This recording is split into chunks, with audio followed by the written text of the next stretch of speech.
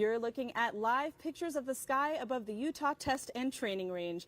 In less than an hour, a 4.5 billion-year-old piece of the ancient solar system will be landing here in the desert. This is live coverage of NASA's OSIRIS-REx sample return. There's been nothing like OSIRIS-REx in NASA's repertoire. I like to call it the Daredevil spacecraft. 10 seconds. 9, 8, 7, 6, 5, 4, 3, 2, 1. And liftoff of OSIRIS-REx, its 7-year mission to boldly go to the asteroid Bennu and back.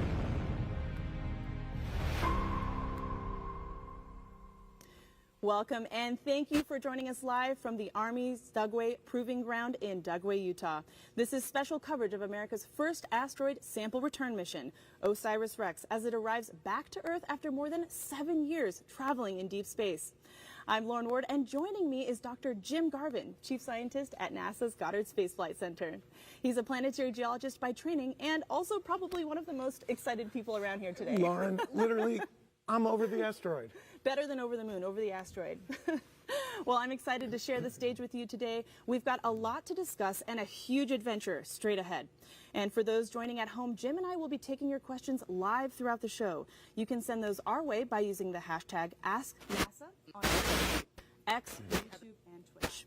And if you want to follow along this final ride of the mission at home, scan the QR code on your screen and check out NASA's Eyes on the Solar System, where you can view a complete 3D simulation and follow the OSIRIS-REx sample return capsule to the ground.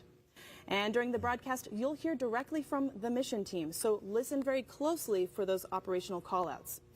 Before we get into the action, though, tell me, Jim, what are you most excited about? Lauren, it's the masterpiece of engineering we have here. Just think about this. In 50 years, we've gone from bringing things on the moon back with crews to all robotic sample return for science that's literally beyond words. It's sublime. So we can't wait to see what we're going to learn. We cannot wait. So OSIRIS-REx is an acronym for Origins, Spectral Interpretation, Resource Identification, and Security Regolith Explorer. Yes, it's a mouthful, but the mission describes an audacious objective. Send a probe on a long journey to an asteroid, map it, grab a sample, then bring it back to Earth for analysis. Following launch on September 8th, 2016, the plucky probe took an extraordinary route through the solar system until it reached the asteroid Bennu. Then, after more than a year of mapping the surface in exquisite detail, OSIRIS-REx made a careful descent in October 2020 to collect a sample.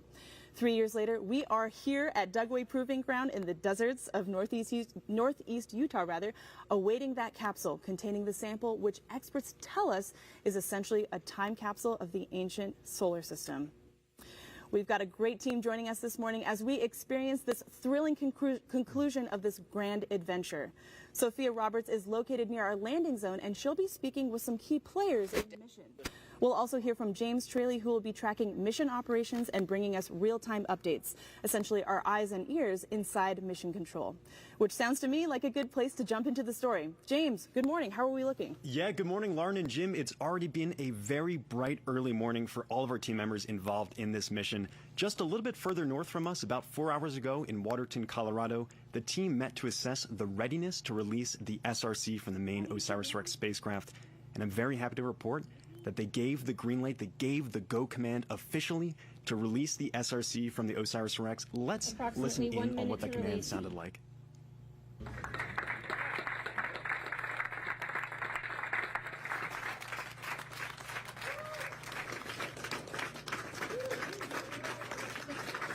That command came after more than almost 4 billion miles of spaceflight and years of planning, plotting, and dreaming about this asteroid Bennu. The SRC has now been separated from the main OSIRIS-REx spacecraft and is coming in rain or shine today. So team members are keenly aware of the weather conditions out on the range. It's looking pretty great for today. We did have a bit of rain the other day, which softened up that landing spot just enough to make the SRC land perfectly smooth on that surface. The temperatures are going to be around the 50s, 50 degrees Fahrenheit.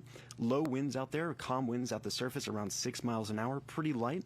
Very clear skies this morning as well. As we were actually driving out, I saw a shooting star, a meteor, and in just a few moments, the SRC itself will be streaking across the skies as we begin to track it. Just a few moments ago, We heard the helicopters take off from here to head out to Wig just at the edge of the landing ellipse.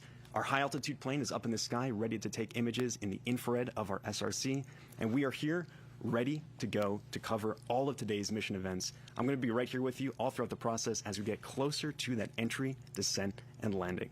But for now, back to you, Lauren and Jim. All right, thanks, James. We'll be back to you for mission status updates throughout the morning. For now, let's give you a quick geography lesson on where we are today. We are sitting about 85 miles southwest of Salt Lake City in the heart of the Dugway Proving Ground, a historic Army facility. In less than an hour, the sample will touch down in our landing ellipse at the Utah Test and Training Range, managed by the Air Force, about 13 miles north of where we're speaking right now. Mission teams have set up a clean room just 1 mile away from us, where the sample will end its journey today. Tomorrow morning, a C-17 aircraft will take off from the runway behind us and deliver the sample to NASA's Johnson Space Center in Houston. Unbelievable. Unbelievable. Can't wait. Oh, gosh. I can't wait to see that C-17. Oh, that's going to be breathtaking. We have a lot of ground to cover, and we'll be bringing you into the heart of the action. For all of NASA's many missions over the years, OSIRIS-REx lives in an extremely rare category. It not only ventured out into space with cameras and sensors, but it's bringing a physical sample of the ancient solar system back to Earth for detailed analysis. Mission planners selected a small asteroid called Bennu as their destination. Following a successful touch-and-go procedure to grab a sample on October 20th, 2020, OSIRIS-REx has been making its way back to Earth. It's been a thrilling ride, already packed with technical achievements and scientific discoveries. Today's historic landing continues that saga, promising exciting research ahead. Beside our main event this morning, we've got a ton of extremely cool stuff. We'll hear from a special guest astrophysicist whom you probably recognize more for his chart toppers. We'll speak with one of the helicopter pilots about his role in getting recovery teams out to the landing site and bringing the capsule back home. And we'll even hear from the cast of the film Asteroid City. And of course, we'll give you a front row seat to the mission itself, the science, the engineering, and why a mission to gather space rocks, well, rocks. Right? NASA's first asteroid sample return happens in less than 35 minutes. Let's now take you to Wig Mountain, where our field reporter, Sophia Roberts, is standing at the forward edge of the vast landing zone, where she joins us live now. Sophia, paint us a picture. Lauren and Jim.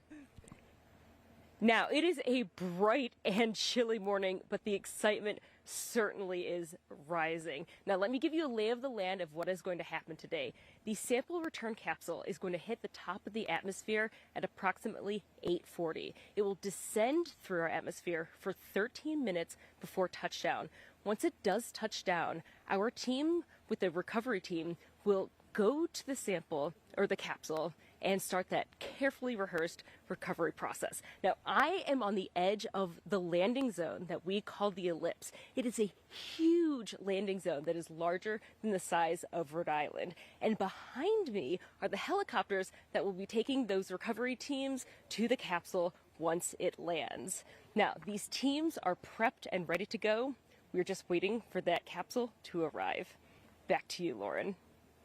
Wow, Sophia, I think she has the best seat in Oh the my house. God, take me there. I want to go there. All right, let's get some quick facts about the OSIRIS-REx spacecraft. Filled with fuel, the vehicle weighs more than 4,600 pounds. That's about the same size as 3 large cows. Did you know that, Jim? I did not, and I'm afraid of those cows. Let's stay away from the cows. With its solar arrays extended, the spacecraft is about 40 feet long, or the size of a short school bus. The solar arrays can power up to 3,000 watts, which is the same as a portable generator. Once on Bennu, the 11-foot robotic arm collected dust and pebble samples, while the cameras got up-close images of the asteroid. How about that? And then, of course, there's the SRC, or the Sample Return Capsule, the capsule that separated from the main vehicle and is currently on its way to our landing zone in the Utah desert. So, Jim, I think importantly, the team can't just open up the capsule right on the desert floor, right? What happens next? So next, we have to safe it, we have to bag it, we have to contain it, and transport it to the clean room about a mile from here. And in that clean room, we will actually bring the sample return capsule in, take off the back shell and the heat shield, and carefully arrange to nitrogen purge that special sample container inside, so it does not introduce any contamination from Earth, because we want asteroid, not Earth. That's right. And I love missions like this because I find my own imagination just bursting with possibilities and questions. And so with about a little bit more than 30 minutes to go before the SRC hits the top of the atmosphere, we're going to take a few minutes to dive into the nuts and bolts of the mission itself. We've got a great mission overview to help explain. Take a look. OSIRIS-REx is NASA's first asteroid sample return mission. It launched in September 2016 on a journey to explore a near-Earth asteroid called Bennu.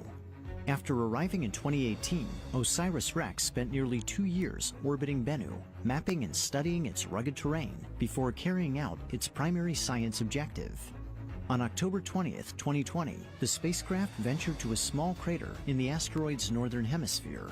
It dodged jagged rocks and towering boulders and plunged its arm into the loose surface, excavating 6 tons of debris while collecting about 250 grams of material. OSIRIS-REx stowed its bounty and closed its sample return capsule. It bid farewell to Bennu in May 2021, embarking on a 1.2 billion-mile cruise back to Earth. Now, 2 years and 4 months after leaving Bennu, OSIRIS-REx is closing in on the place where its journey began.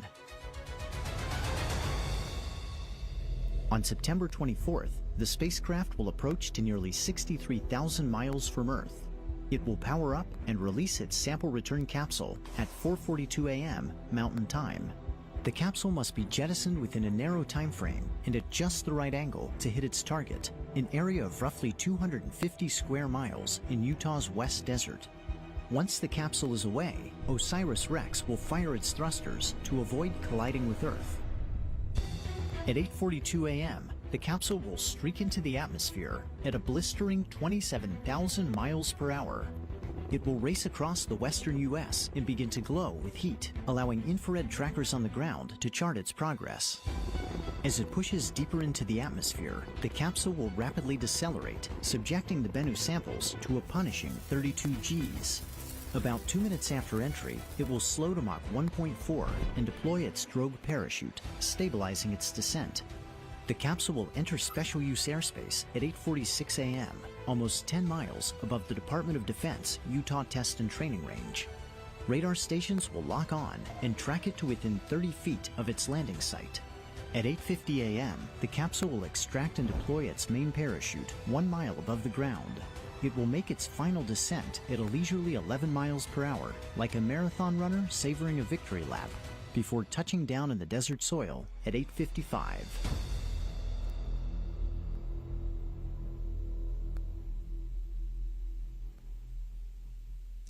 Wow, I get chills every time I see that. Me too. Amazing. All right, so we know you have questions, so please continue to send them to us using the hashtag AskNASA. But before we go any further, I've got a question for you, Jim. Why is the mission called OSIRIS-REx? It sounds like a new hybrid kind of dinosaur or something. It does, but it's actually the name of an Egyptian deity, a bird deity, but it means all the stuff the mission's going to be doing. So we're going to be searching for clues to the origins of our solar system chemically, looking at how we can ground truth all the data we have for asteroids from Earth, other spacecraft right up close with samples. We're going to look at the resource potential of asteroids, metals, hydrated water as in hydrated minerals, and also consider security of our planet from these kinds of objects. It's a big name with a big mission with many things it has to do. It's multiple missions in one. Yeah, 3 missions in one, in fact. We know we have a global audience for this event, and throughout the morning we'll be taking questions submitted via social media. So let's take one now. All right, what do we have? At S4Mule_B asks, what's the significance of studying asteroids like Bennu for advancements in planetary science? These are literally the time capsules of the early solar system with those bits and fragments we can never get here. So we go and bring them home to connect ourselves to the place we live, our solar system. So that's one of the big takeaways of this. We will read the clues of Mother Nature on how our world works in the context of all the rest of the planetary system. Fantastic. All right, let's take another question. What do we have? All right, from at Endanger817. Approximately how large is the sample size, and what kind of analysis will be performed? So it's about 8 or 9 ounces. It's about a size of a baseball and a half, and the kind of analyses are amazing. There are toolkits and instruments that can look at nanoscale characteristics that you wouldn't imagine. We could see the hairs on a foot of an ant, but we'll look at those in the context of another object in the solar system. So, wow. Wow, indeed. All right, we'll be taking some more questions throughout the morning. Okay, so let us head back to the ellipse to talk to Sophia. I understand, Sophia, you've got a critical team member with you. Take it away. Thanks, Lauren. Yes, I am joined right now by Stu Wiley, who is the Oscar or on-scene commander of this recovery mission. Thank you for joining me, Stu. Thanks for having me, Sophia. All right, so you are the person who kicks off this whole process before even the recovery team gets on the ground. Can you walk us through your process? Yeah, so essentially what's going to happen is that once the capsule is undershoot, we'll have a better idea of where it's going to land on the range. And based on that, I'll know exactly what kind of weapon systems we used in that area, what kind of tests we've done in that area. So I'll know better what kind of hazards are in the area. Once I land on the ground, I'll do an initial sweep of the area and methodically move towards the capsule and mark any kind of hazards that I find, whether it be munition hazards, of course, and or the industrial hazards, and even the environmentally sensitive areas that we have out here. So. All right, and how did you prepare for this today? So preparation has been in the process for a long time. Between myself and Jasmine Nakayama, we've got 40 years worth of explosive knowledge. Most of it is on this range here, so we know the ranges very well. The team and the UTR have been working together, both Lockheed and NASA, and we've been doing rehearsals so that we are more familiar with their capsule, and they're more familiar with our terrain here as well. Yeah, so. And this is an active proving ground here. So what are the other steps that we have to ensure that our teams are safe?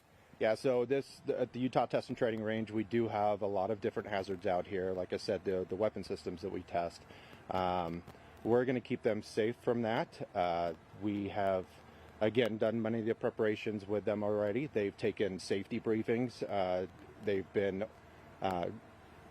briefed on the actual items that we've dropped out here in their range safety brief.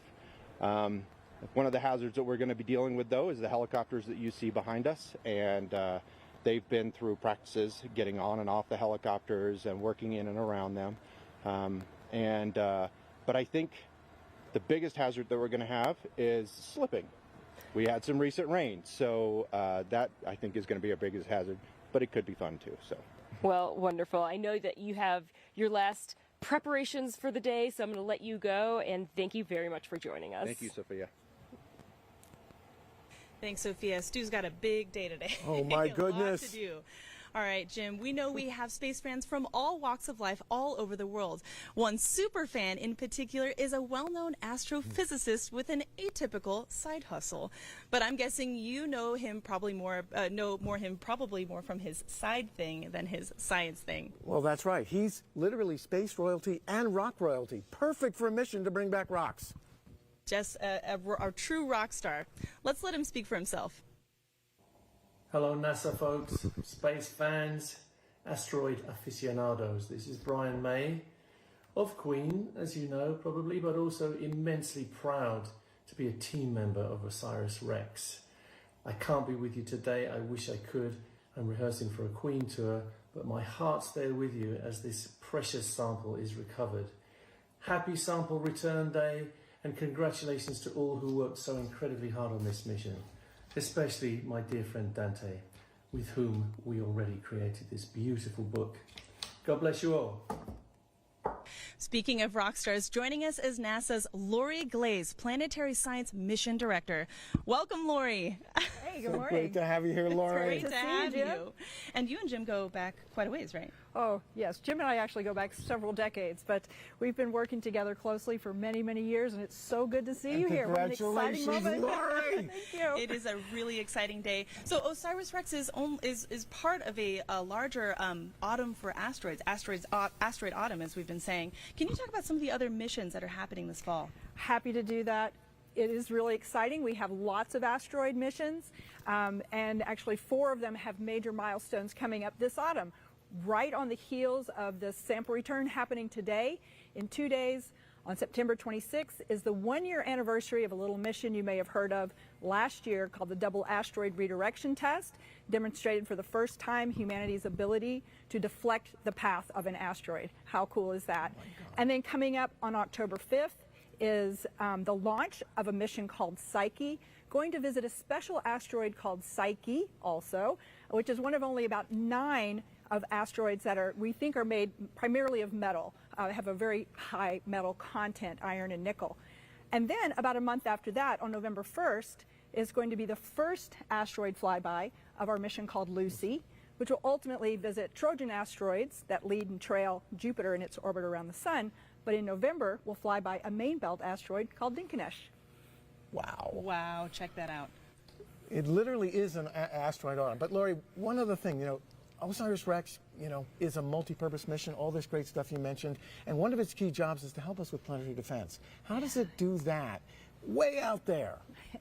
So actually, OSIRIS-REx gave us some really important new information about an effect, a force that occurs on asteroids called the Yarkovsky effect. And what that really is we know there's gravitational pulls on the asteroids, and we can predict that with our trajectories, but Yarkovsky effect says that the sun's radiation heats up one side of the asteroid, and then as the asteroid rotates, the radiation radiates off into the deep space. And that actually kind of acts as a force that kind of pushes back against the forward trajectory. And so it changes our predictions on where the asteroid might be. Over time, it really makes a difference. And OSIRIS-REx gave us some fantastic new measurements on that effect. Unbelievable. Wow, that is truly unbelievable. Nobody appreciates the planetary defense aspect more than me and Jim. Yeah, we want to be safe. Big fans, big fans. Really, really quickly here.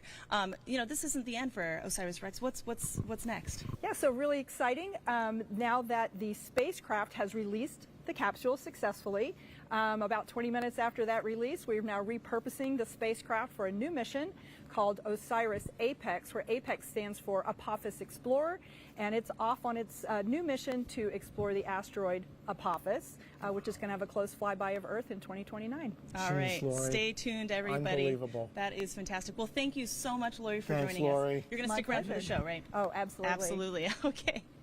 This will be the biggest U.S. sample return since the Apollo mission to the moon. But this is not the first time that anyone has captured a piece of an asteroid. On the arrival of the historic OSIRIS-REx sample, we celebrate that the Japanese Space Agency, or JAXA, has already visited 2 asteroids, Itokawa in 2005 and the asteroid Ryugu in 2019. The missions Hayabusa and Hayabusa 2 proved that it could be done and paved the way for today's ambitious goals of this daring enterprise. All right, let's send it back over to James for an update on mission operations. Go ahead, James. Yeah, thanks, Lauren. So everything continues to be nominal. I've been tracking the mission status here. Everyone looks dialed in, ready to go. You saw a few moments ago Sophia with Stu Wiley, our on-scene commander. He's ready to go. He understands the mission. They are ready to get out and recover that sample today. And as I mentioned earlier, just a few moments ago, actually I guess a couple hours ago at this point now, the SRC was released from the main OSIRIS-REx spacecraft. When that release took place, it was given an initial spin, which kind of preserves its angular momentum, its speed as it's coming in to Earth's atmosphere. It's similar to throwing a perfect spiral on a football, and teams are hoping for that perfect touchdown today. What you're about to see is basically the equivalent of throwing a touchdown pass over 10 football fields away and landing it perfectly in that end zone.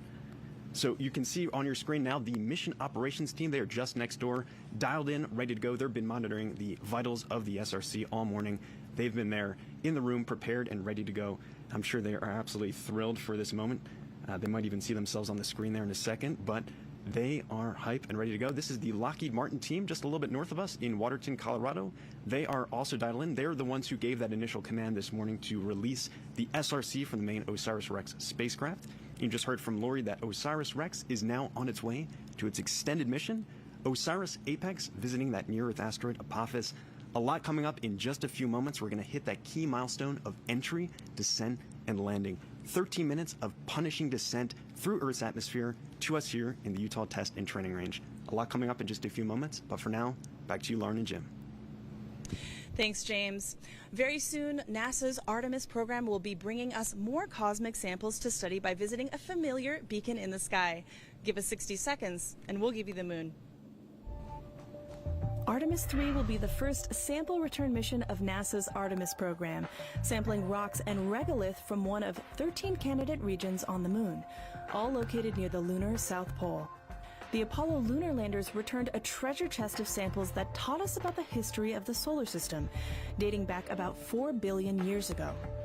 Artemis missions will explore areas near the South Pole on the rim of the moon's oldest basin, the enormous South Pole Aitken Basin. Artemis will explore areas nearly 1 billion years older than those explored by Apollo. Lunar samples from Artemis 3 and future missions will help scientists interpret the impact history of the moon and Earth, as well as increase our understanding of planetary processes. OSIRIS-REx, the first U.S. mission to collect a sample from an asteroid, will return samples from asteroid Bennu. The rocks and dust collected will offer generations of scientists a window into a time when the sun and planets were forming over 4.5 billion years ago. Samples from OSIRIS-REx and Artemis could rewrite our understanding of the evolution of the solar system.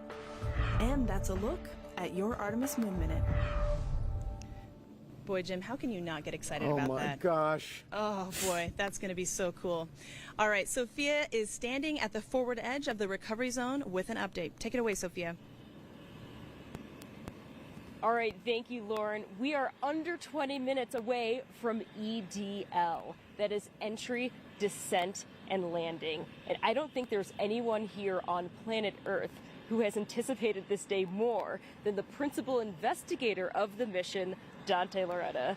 Thank you for giving us time here today. My pleasure. It's great to be here. All right, so you are here on Wig Mountain because you are on the recovery team. That's right. Can you walk us through what you're going to be doing today? So I'm part of the environmental sampling group.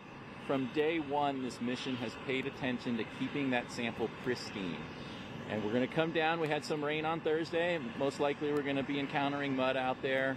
We're also interested in the air quality and any water that might be standing, just so in the very rare event that any of that material somehow comes into contact with the sample, we have a record of it and it won't compromise our science. Ah, wonderful. And I think one of the really exciting things about a mission like this, especially with you working with the University of Arizona, is that you're partnering with educational institutions. So can you talk a little bit about the legacy that a mission like this has?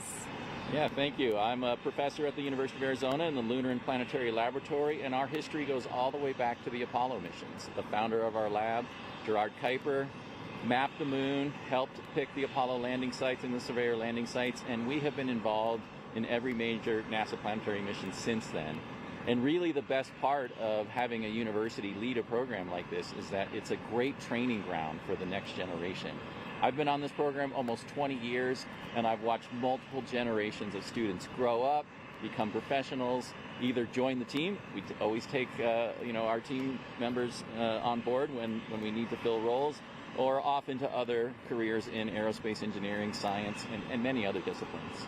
It's really great to foster those incredible questions about our universe. Absolutely. And I know that you need to get back to your team to go on that recovery process. The moment's almost here. Yeah, so thank you so much for joining us, and best of luck out there today. Thank you. All right, back to you, Lauren. Great, thanks, Sophia. Wow, I can't wait for Dante to get his moment in the sun. Goes Dante. That is amazing.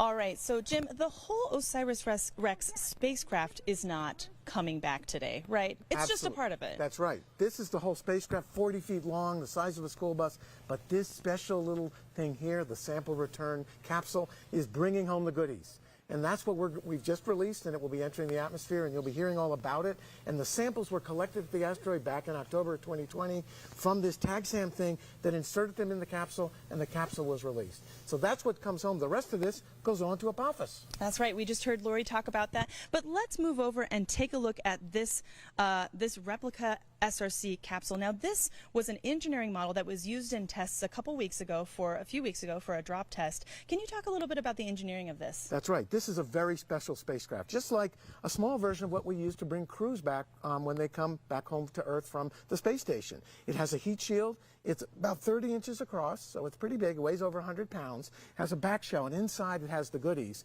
the sample return canister and the sample cap, the small sample canister. So this is the vehicle that brings those samples protected from all those changes in environment from the top of the atmosphere, 13 minutes of descent to the touchdown point that we're waiting for today. This is a very special spacecraft. It absolutely is. And it also was used in a drop test, as I mentioned. Let's take a look at some of that footage now. Right. So just a couple weeks ago, we dropped this replica, this engineering test unit, from 5,000 feet with a parachute deployment and went through all the operations, the choreography we need to actually make sure we can do it today. And that's what's going to be coming up. And it worked wonderfully. We inflated the big 24-foot parachute. It floated down to the surface at 11 miles an hour. We went through all the recovery operations, the safing, the bagging, and the containment to come over to the clean room here, where we'll be doing that today to make sure those samples are from Bennu, so we can study them here on Earth and not contaminated by our wonderful Earth. That's right, and you know it's the actual SRC that they use because it is covered in dirt, as you can see on here. This is dirt, scratch marks. All the scratch marks, yeah. It's a rough ride, the real deal. but we need it to come home. This Absolutely. is a real sort of homecoming. Right. So there's a lot of science in missions like this. Not only is the SRC a treasure chest with material from the ancient solar system, but the mission itself is a platform for vital research about a range of things that you might not have expected. SciFly's mission is to collect visual, infrared, and spectral data on spaceflight vehicles, including the OSIRIS-REx sample return capsule on its return to Earth. This gives engineers and scientists unique insight into our most challenging questions about hypersonic fluid dynamics by providing data critical to flight safety systems. The scientifically calibrated in-flight imagery team uses ground-based sensors and instruments flying on various aircraft to image asteroid sample returns, launch abort systems, parachute tests, rocket launches, and capsule returns, including Artemis 1 on both launch and reentry. The data we capture provides engineers with information on vehicle performance relative to what computational tools and wind tunnel tests predict. It takes extensive planning to get it right. Upon its return from the asteroid belt, the OSIRIS-REx capsule will be traveling at 12 kilometers per second, or about 27,000 miles per hour. That's nearly twice as fast as objects coming back from low Earth orbit, and it will be among the 4 fastest human-made objects ever to fly in Earth's atmosphere. In partnership with the Japan Aerospace Exploration Agency, Rocket Technologies International, and universities in Australia and Germany, SciFly is coordinating 3 ground stations and 4 aircraft to collect data on the sample return capsule's trajectory, heat shield performance, and the plasma environment surrounding the capsule as it speeds to the surface, all of which will help NASA understand its performance and help future planetary entry missions succeed. Joining us now is NASA's Kate Calvin, Chief Scientist and Climate Advisor. Kate, thank you so much for being here. Thanks for coming. Thank you for having me. It is wonderful to have you. All right, so as NASA's Chief Scientist, you're looking at the big picture. How much teamwork across the agency has made to, a day like today a possibility? A mission like this takes a big team, both within NASA and without. So outside of NASA. So the mission is managed by Goddard Space Flight Center in Maryland. The sample is going to be going to the Johnson Space Center in Texas after it leaves here. Marshall Space Flight Center in Alabama does the overall program management. Outside of NASA, we have collaborations both in industry, academia, and international. So Lockheed Martin is doing built the spacecraft and doing flight ops. Kinetics is doing navigation. Wow. We have a science team led by the University of Arizona. And then we have recovery operations. Helicopter 1 has departed wing to station keep outside the landing ellipse. We got a confirmation that helicopters 1 and 2 have just taken off. Very exciting. All right. So, Kate, one other thing. As an earth science, an expert on how our planet works in climate, can you tell us how this asteroid mission, the samples we return, might impact how we understand life on Earth, how it evolved, and how climate issues now might be involved? Yeah, so this asteroid Bennu may record some of the earliest history of our solar system. So scientists are looking at it to help us understand planet formation and the origins of water and carbon, which led to life here on Earth. That's incredible. That is incredible. And, Kate, I know you've been to several launches. That's our typical bread and butter here at NASA. But this is more of a homecoming. How does that feel to you? It's great. The environment here is so nice. Being with the team and thinking about, this spacecraft launched 7 years ago. And now there's all this amazing science just around the corner. Can you believe it? The team has really been working hard. And are you going to stick around for the show? Awesome. Fantastic. All right. Well, Kate, thank you so much for joining us. Thank you. Thanks, Kate, for all you do. Thank you so much. This seems like a perfect time to dig into some more information about Bennu. Bennu isn't part of the main asteroid belt. It's a NEO, a near-Earth asteroid with an orbit that occasionally brings it in close proximity with us here on Earth. Bennu is about 500 meters in diameter, which is taller than the Empire State Building. It rotates upside down on its axis compared to Earth, with a tilt of over 177 degrees. Scientists chose to study Bennu because of its Recovery operations. Helicopter 2 has departed WIG. The station keep outside the landing ellipse. All right, so you just heard that they have departed WIG. Excellent Whoa. progress. Fantastic. All right. Moving on, it isn't as smooth a surface as we initially thought. It's actually covered in pebbles and marked by these large rocks and boulders nearly everywhere. One boulder in particular that OSIRIS-REx had to navigate around was nicknamed Mount Doom and was the size of a 2-story building. Bennu holds the Guinness World Record of the smallest object to be orbited by a spacecraft. How fun. Now let's get an update from Sophia, who is standing on the edge of the ellipse. Take it away, Sophia. Okay, 2 of the helicopters have already just departed, so the team is already in the recovery process, or at least the beginning phases of it. But right now, we are waiting to hear precisely where the capsule is going to land before the rest of the teams head on over to that location. Now we are about under 10 minutes away from the capsule hitting the top of our atmosphere, and we are eagerly anticipating this largest sample of ancient solar system material that we have received since the last Apollo mission in 1972. So that is 51 years since we've had such a pristine and large sample of ancient solar system material. It's a really big day for science, and we're just in the beginning phases of today, but we are certainly excited to hear about what will happen and see those parachutes finally descend through our atmosphere. So yes, we're certainly excited, but this is just one phase of this amazing mission. I'm going to send it back to you, Lauren. See the operational milestones we're expecting throughout the morning. SRC separation already happened, and the capsule is now heading for its rendezvous with Earth's atmosphere. Jim, it always appears like these operations are simply inevitable. You know, we grabbed the sample, we flew it back to Earth, we're headed in for landing, but it's never that simple, is it? No, not at all. And so we have a lot of critical events that take masterful engineering. We have to hit the top of the atmosphere, transition through a high G, high heat environment, go from 27,000 miles an hour down to eventually 11 for that safe landing. All these things involve changes in environments, forces, things that could disrupt our sample and change them, which we want to document. And so we really want to understand this and finally bring it to rest so we can then bag it and encapsulate it so we can eventually get the sample into our clean room here. So we're ready to transfer tomorrow to Houston to the Johnson Space Center. So this is a big process, well rehearsed by a masterful team. Absolutely, and contains, work from thousands of individuals who are making this happen. All right, so we know that you're submitting questions from all over. Let's take a few more social questions. All right, what do we have? At Dev Saran at 5342461. What are the preliminary steps to take to test a sample? The preliminary steps. So first thing we do is, of course, bag it here and get it into the clean room and get that sample, that sample canister inside the sample return capsule, get it under nitrogen purge, meaning we flow nitrogen gas so no Earth atmosphere and microbes get involved. That'll happen today. Period of few hours, and then tomorrow we transfer to the Johnson Space Center in Houston, Texas, where all the fun happens at the Astromaterials Curational Facility, where we've done moon rocks and samples of interplanetary dust and lots of things. Those colleagues in a special clean room perfectly designed for this mission will unpack those precious samples in the small sample canister, the small device that was used on the end of the TAGSAM, and they will go through a process to get it checked out, to do early reconnaissance, and to protect it very carefully. That is incredible, and they built that whole clean room. No other asteroid samples before. Right. This is the first one. First ever. First ever. As the SRC approaches the edge of Earth's atmosphere, we are just moments away from the world's largest ever asteroid sample return. Jim, what are you feeling right now?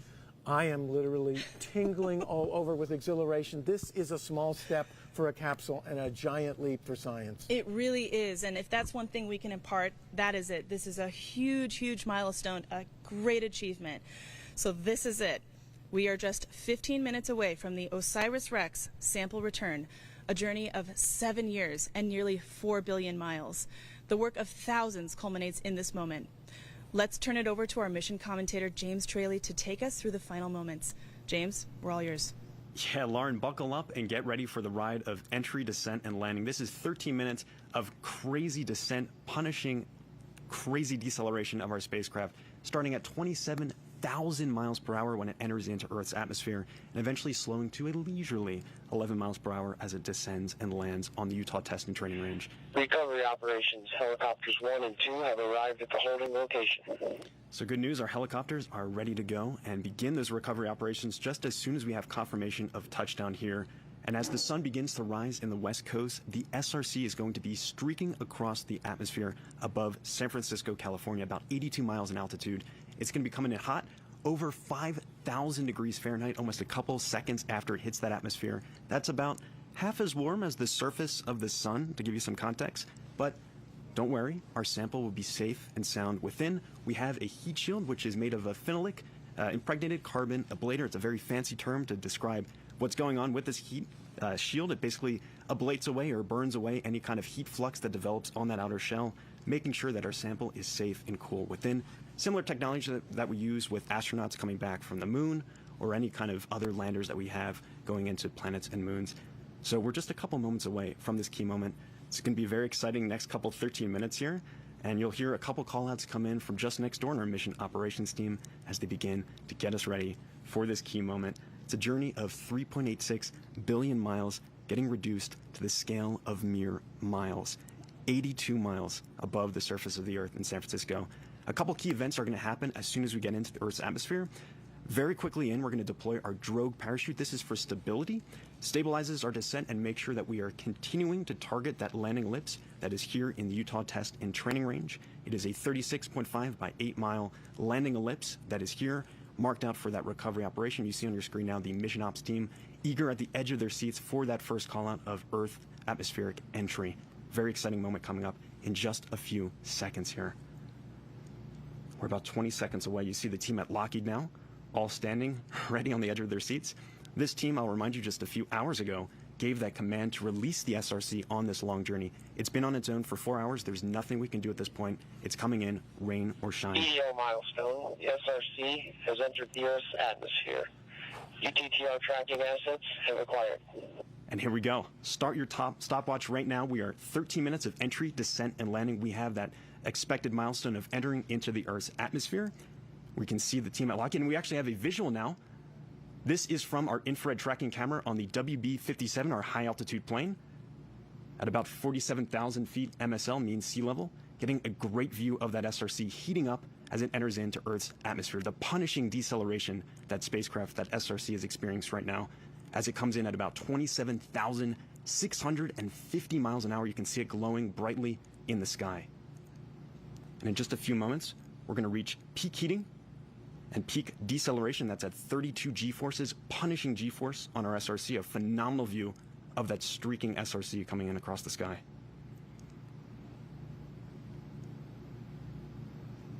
At this point, we have entered in over San Francisco, California, and are very quickly going to be approaching the Utah Test and Training Range just a little bit further to the east. Entry was at EO milestone. SRC is experiencing maximum heating and maximum deceleration. So you just heard right there, we're experiencing that 5,000 degree Fahrenheit maximum heating, burning scalding hot on that heat shield that is protecting our sample within, and maximum deceleration that is at 32 G-force, punishing deceleration from Earth's atmosphere, the drag forces that are acting on that SRC. Once again, as I mentioned, that sample is safe and sound within that SRC, that sample return capsule, as it comes in, burning through Earth's atmosphere. You can see our high-altitude plane searching for that SRC. You can see it faintly on your screen there. Our next milestone, we'll be expecting that drogue parachute deployment. That'll be at about 102,300 feet altitude.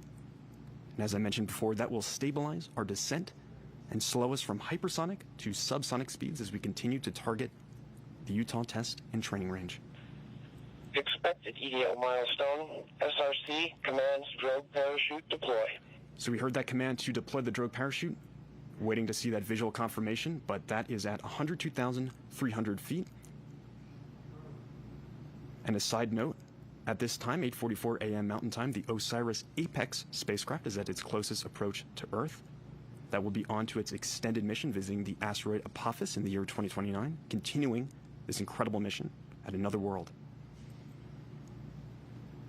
And in just a few moments, we should enter into special use airspace at approximately 8:46 a.m. That's going to be at 10 miles off the deck here at Utah Test and Training Range.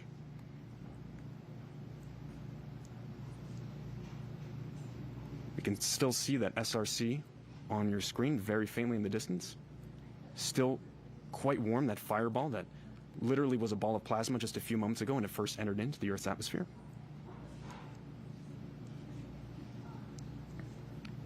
That SRC is nearly 3 feet wide, 1.6 feet tall. It's a small object, so quite a challenge to track this as it comes searing into Earth's atmosphere.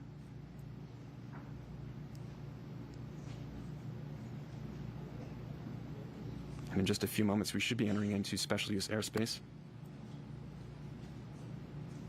This area was specifically chosen for this mission. It's a wide open, vast desert space, relatively flat, perfect to land this sample today.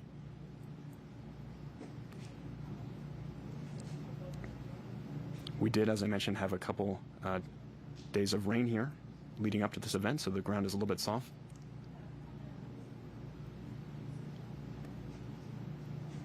You can see our SRC.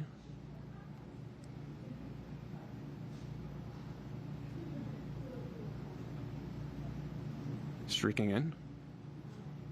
This is from our high altitude cam.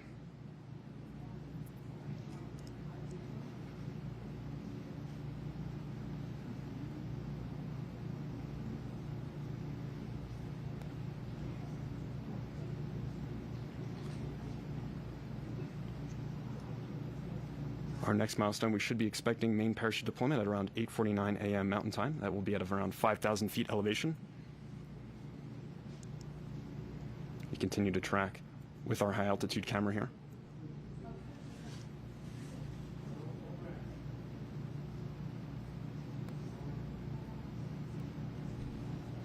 As I mentioned, that sample is thermally isolated within that SRC, a very complex labyrinth network of piping and tubing leading into that sample canister within, that just a few years ago was on the other side of the solar system from us sampling at Asteroid Bennu. The team has incredible precision on this mission as well. Just a few days ago, on the 17th of September, they did their final trajectory correction maneuver, TCM-12. This corrected our velocity by 3 millimeters per second.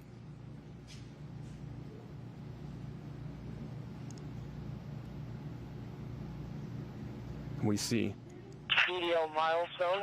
We have confirmed parachute deployment. Wow, and after an exhilarating streak across Earth's atmosphere, we have parachute deployment. You can see just a sigh of relief from the team. I can hear some applause here. There is that orange creamsicle colored parachute, just a delight, a sweet delight to see in our sky here over the Utah Test and Training Range. A phenomenal view, just wonderful to see that deployment. That is at around 5,000 feet elevation above the Utah Test and Training Range, and now this is like a marathon runner savoring that last lap here as we approach the finish, that landing in the Utah Test and Training Range. Wonderful to see that.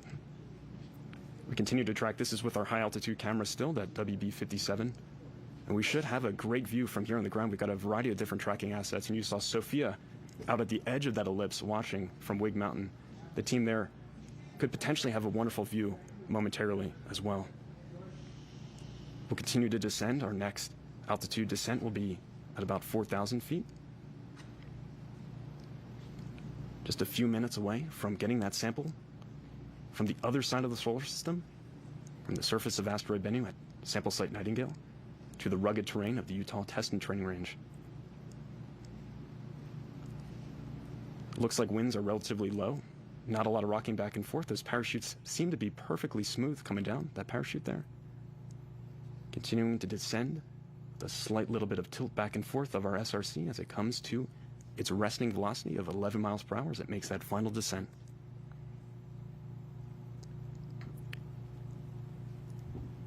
That parachute deployment was given internally by the spacecraft. All of what you're seeing now is autonomous on board that SRC. And once that successfully lands, the teams will begin the next crucial phase of this mission, the sample recovery operations.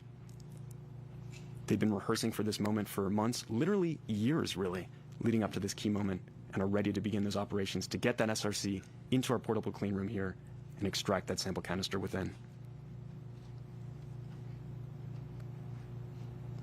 According to my watch, we're about 5 minutes away from landing with our SRC.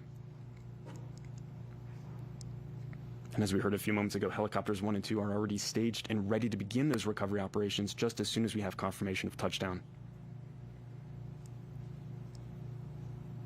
This is a variable clock, so this could be a little bit faster, a little bit slower as we get closer in. This wind speed here is a variable that is quite hard to predict, especially once you're high up in the atmosphere.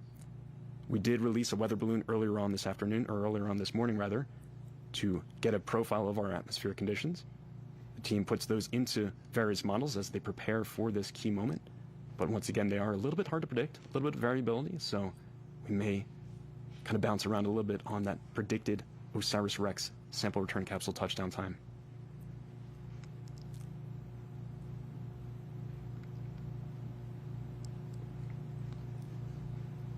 The ground really closing in now on that SRC. EDL milestone. Helo 1 has visual on the SRC below the chute. That is phenomenal. Let's see that view here from that first helicopter. They've got visual on the sample return capsule under parachute, that orange creamsicle colored parachute, really bright in the morning light over the Utah Test and Training Range. A great view of the SRC we can have now from our helicopter as it continues to make its final descent to the terrain below. And once again, just setting the context for this, when we first hit the top of the atmosphere, we were at 27,650 miles per hour. We are now leisurely decelerating under our orange parachute to 11 miles per hour. Incredible amount of deceleration there as Earth's atmosphere really helped us out quite a bit, getting that initial deceleration, our drogue parachute initially stabilizing our descent, and then ultimately that main parachute bringing us home.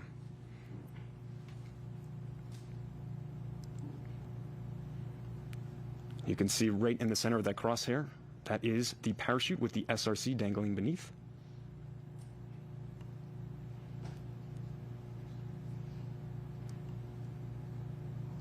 The team on the WB-57 doing EDL a great milestone. job. We have touchdown. I repeat, EDL. SRC has touchdown. And touchdown of the OSIRIS-REx sample return capsule. A journey of 1 billion miles to asteroid Bennu and back has come to an end, marking America's first sample return mission of its kind and opening a time capsule to our ancient solar system. Unofficial touchdown time, 8:52 a.m. Mountain.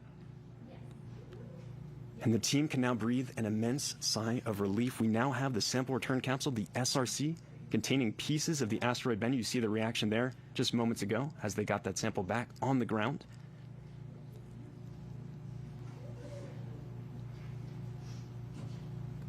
This is the team at Lockheed celebrating that momentous achievement of getting that sample from the other side of the solar system at asteroid Bennu. When we took that sample, we were over 200 million miles away from us here on Earth. The long journey back, 1.2 billion miles from asteroid Bennu, back to here with that sample, has just come to a dramatic close. And a little bit ahead of schedule, too. The SRC landing about 3 minutes ahead of when we had originally predicted. It was in a rush to get back here, carrying amazing amount of scientific information within. The team is eager to crack that SRC open, get the sample canister within, and begin the process of understanding the origins of our solar system and potentially the origins of life.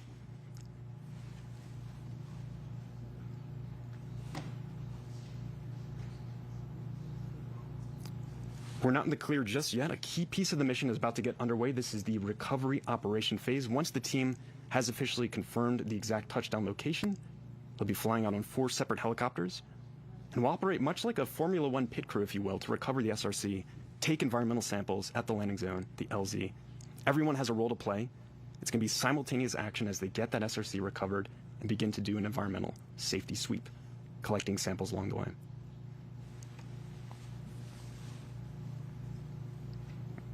You see our mission ops team just next door.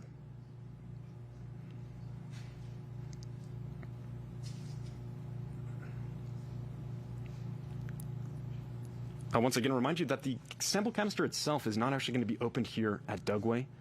The next phase of the operation is simply to get that SRC into the portable clean room that has been specifically set up for this recovery operation.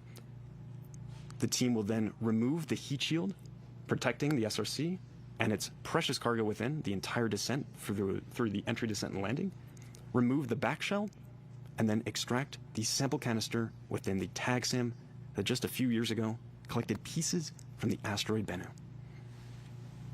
Today, the goal is to get the sample recovery canister. operations. Helicopters 3 and 4 are leaving rig for the landing ellipse. You see some big smiles from the team there. They are getting those helicopters out to the landing ellipse now to begin those recovery operations. The first person to approach the SRC is Stu Wiley, our on-scene commander. You see the helicopter, the last of them, taking off from the Wig Mountain just at the edge of that landing ellipse. These helicopters will have a trip out to find that exact touchdown location of the SRC and begin those recovery operations. Stu Wiley, our on-scene commander, will be the first person to approach that SRC. He'll do an environmental safety sweep checking for unexploded ordnances. As he mentioned in his interview earlier with Sophia, he understands this range. He's worked here for a number of years. He will brief the team on any possible dangers that would be presented to them as they begin those recovery operations. And then a team member from Lockheed Martin will begin to take gas and thermal readings once the area is safe of that SRC to determine whether or not it is at safe operational levels for the rest of the team to begin the recovery operations. As I mentioned, this is going to be simultaneous action. The team has prepared. They're all going to be wearing these bright white UV shirts, sample recovery shirts, and you'll see them walking out to that sample in just a few moments here once those helicopters land. A great view once again from our high altitude plane. You can see the parachute there next to our SRC. There is a possibility that there could be unexploded ordnances from that parachute. There is a mortar inside that is to fire to disconnect the parachute from the main SRC to help it come to a final rest. It's a bit challenging to see from this perspective, but there could be some potential roll marks or skid marks as that SRC came to a rest on the rugged desert surface below. As I mentioned, we did have a bit of precipitation here the other day, so that should make for a nice soft surface for that SRC, so it probably had a nice clean landing there. The team will assess as they get out there and check exactly how our conditions are for the SRC and the surrounding area. You heard Stu mentioning the team might need to wear some boots. The operations could get a little bit slippery as they begin to recover that sample. And this is a pristine sample from the ancient solar system and could hold the clues to how everything around us came to be, from the formation of the planets to the origins of life here on Earth. Needless to say, this is precious cargo, and the recovery team is fully aware of the gravity of the situation and the importance of what they're about to do today with these recovery operations. You can see it looks like our parachute has come to a stable rest. The winds were pretty low today, so it looks like it is not billowing at all. It is almost perfectly flat, at least from this perspective, on that desert terrain.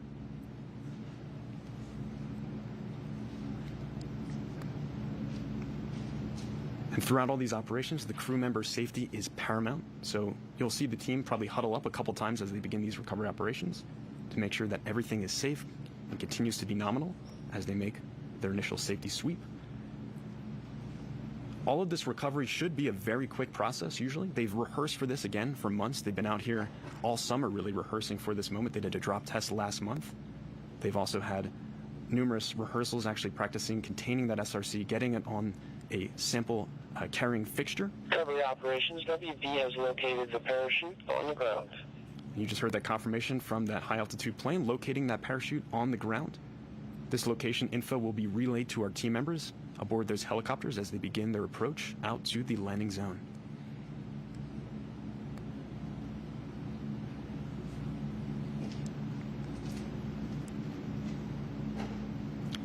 We do have that confirmation from the high altitude plane, as you just heard. We're still working to get confirmation from our NASA helicopter. It is on its way out to that landing zone as we speak, so we should hopefully have that view up in just a few moments. You continue to see our team just next door, the mission operations team, all looking at that high altitude view. Right in the middle there, just pointing around with the UV white shirt, is Rich Witherspoon from Lockheed Martin. He has been leading a lot of these operations for the past couple months. He's been preparing the team for this exact moment and really has been a great leader helping us get ready for these recovery operations.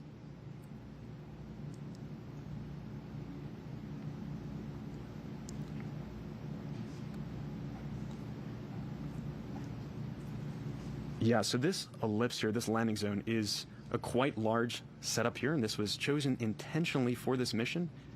It's about 37 miles by 9 miles total, this landing ellipse, out in the Utah Test and Training Range here in Dugway, Utah. This is an enormous facility. As you heard earlier, it's about the size of Rhode Island, all in all, this whole facility. It's relatively flat, very smooth terrain, this desert surface. So it's perfect for bringing something back and having that nice, safe landing on the desert surface. Just a few years ago, the OSIRIS-REx spacecraft back in 2020 made its tag attempt, the touch-and-go attempt to actually collect the sample that is now landed in this desert. When it did that, it was only at the surface for just a couple seconds, descending at a speed about 11 centimeters per second, just a little bit faster than a baby that is crawling. It's a very slow pace. But they were able to successfully get that sample and bring it from the edge of our solar system back to us here at that Utah Test and Training Range. You can see our full screen view here of that high altitude view, looking at the parachute at rest on the surface of the desert. This is at the Utah Test and Training Range. It's a wide open expanse here, and the team has this positional info, and they'll be relaying that to our helicopter teams to begin those recovery operations.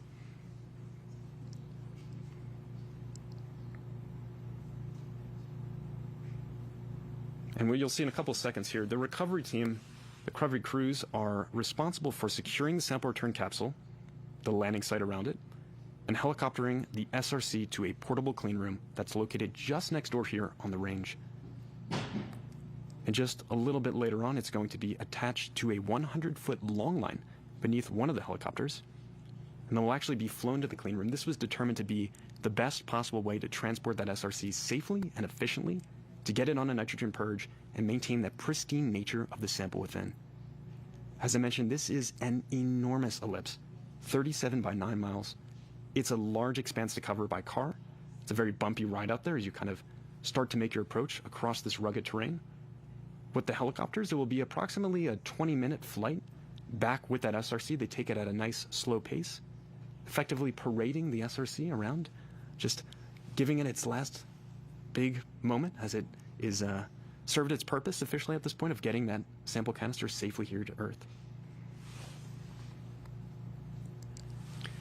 Once we actually land and begin those recovery operations, you'll see a lot of team members out beginning to take samples, both air and also soil samples from around the area. These are places of interest for the sample curation team that will actually open up the sample canister in the coming days down at the Johnson Space Center in Houston, Texas. They have a phenomenal sample curation facility there, and these samples from Asteroid Bennu will join a historic collection of other asteroid materials, including samples from the Apollo mission, samples from both the Stardust and Genesis missions, as well as Antarctic meteorites that were collected by our scientists. In the coming days, we'll actually know exactly how much sample we got back from Bennu. The original mission requirement was 60 grams of pristine sample from the asteroid surface. Based on some very clever engineering, the team believes that they have potentially 250 grams, or 6 times that mission requirement, inside.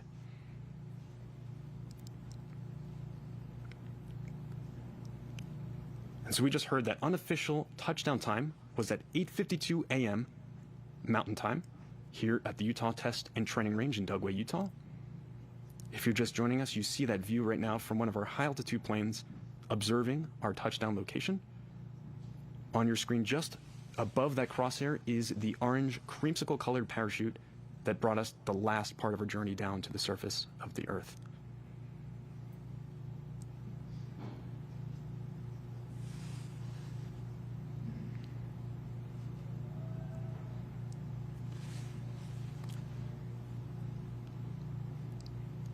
You heard from Jim earlier that that main parachute is about 24 feet across. Fairly large parachute that helped us decelerate on our last leg of the journey.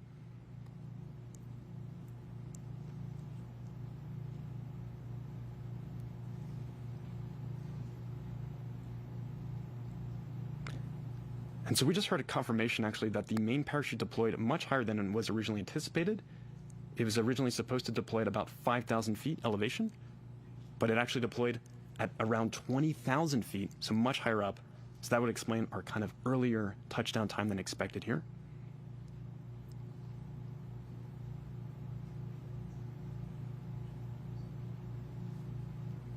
It still has touchdown on the Utah Test and Training Range.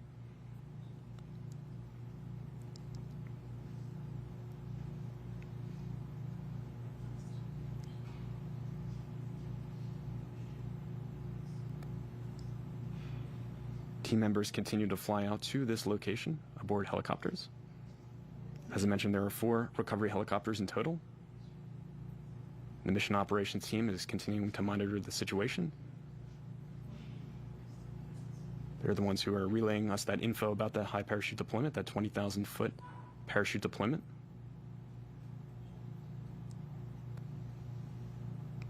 They're going to be assessing the situation from their end here, relaying any possible info over to our recovery teams as they begin to make their trip out to our SRC.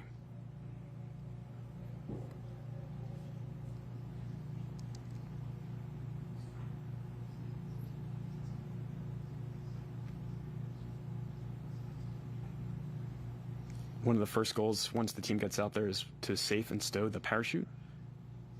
Begin to mark places of interest, as I mentioned, for that curation team to begin sampling. This is all a very well-coordinated machine, very well-oiled machine that operates in tandem. They've rehearsed extensively for this moment.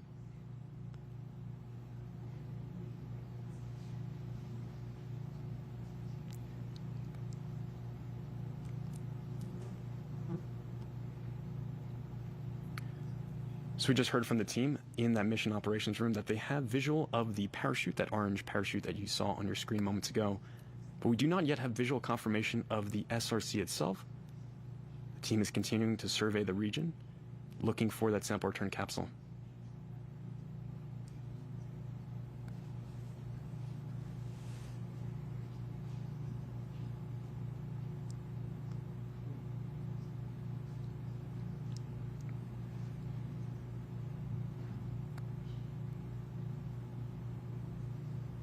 Recovery operations. Kilos 1 and 2 are in the area of the landing site and are in a search operation. So you just heard that call out from Tim Preiser, who you see on your screen there from the mission operations room. He just announced that Helos 1 and 2 are now at that landing site. They're pointing out something on the screen. I see some smiles. It seems like we might have potentially some more information on that SRC in the coming moments. Helos 1 and 2 will be surveying this region, looking for both that SRC and also eyeing up the region, looking at that parachute that was deployed. Recovery operations. All of the ground supported vehicles have left rig and are in pursuit of the landing zone. So some more team members are going to be heading out to that landing zone as well in support of those 4 helicopters that will be the main group recovering that sample. The main helicopter will be actually attaching that sample return capsule once the team has it located and ready to prepare for recovery operations. They'll load that on long line.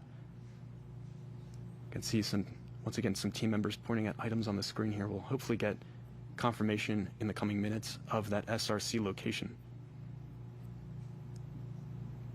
Tim Preiser pointing at the screen now, wondering if he has any more information for us on where that sample return capsule location would be. We do have visual confirmation of that parachute, as I mentioned.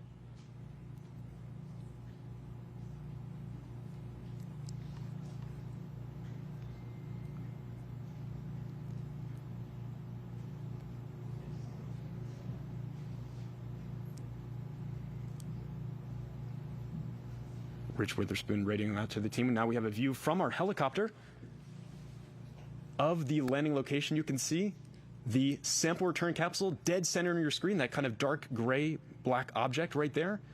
And then just to the right of it, a little bit below, is our parachute. It appears to be resting on the surface. We're getting a zoom in now from our NASA helicopter. And you can see now the SRC. At last, we have a visual of it on the surface of the Utah Test and Training Range.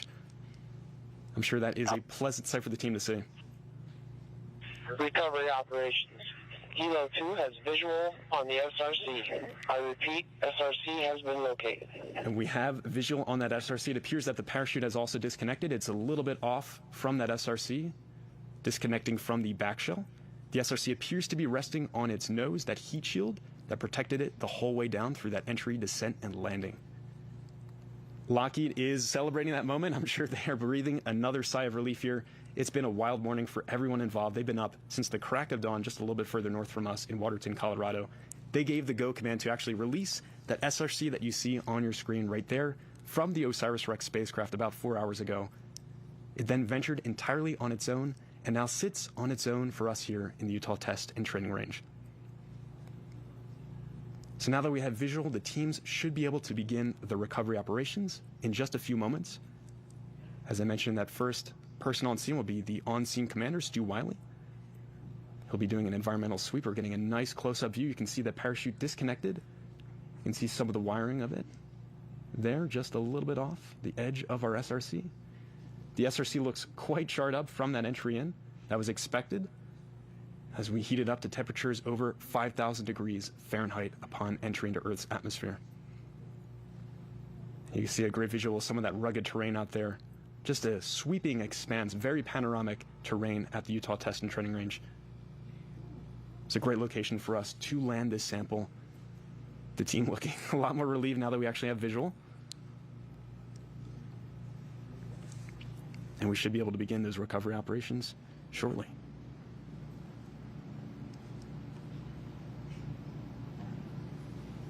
Inside that sample return capsule are pieces of the asteroid Bennu. We'll be getting access to those samples in just a few days and actually seeing exactly what we got from the asteroid regolith.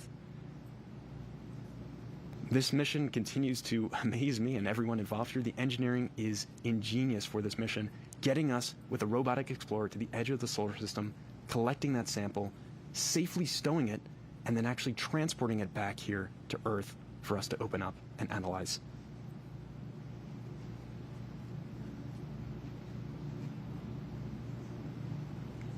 The surface today was probably a little bit soft, so it looks like it's resting a little bit far off the actual desert. It doesn't appear to have dug in too much with that nose cone from the heat shield.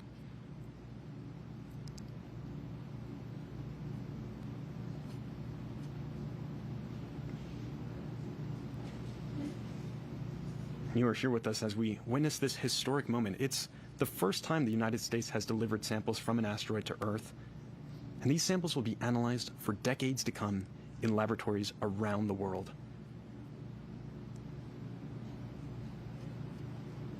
And there is landing of our first helicopter at the site. Appears to have a nice soft landing. We're just probably a couple hundred feet. Recovery operations. Helo 1 has landed at the recovery site. So our first helicopter, you just heard confirmation, and you can see visual confirmation of that landing. We're maybe about 100, 200 feet away, landing away from that sample. So a little bit of a hike for our team members to get out to that sample return capsule and begin our environmental safety sweep. As I mentioned, our on-scene commander, Stu Wiley, will be the first person of the team to actually approach this sample, check the area for any unexploded ordnances, UXOs, that could possibly be out there on the range, and then also make sure that that SRC is safe for our operations team to approach and begin recovery. You can see where that parachute disconnected from the top of that SRC. That is the back shield that you see right there at the very top with that little bit of white wiring still coming out of the top. Our SRC perfectly landed there on the Utah Test and Training Range.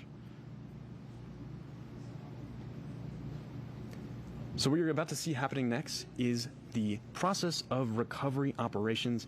This is a key moment of today's events to actually get that SRC from out in the desert into our portable clean room here at Dugway. It is crucial that we maintain the pristine nature of this sample that we got back from asteroid Bennu.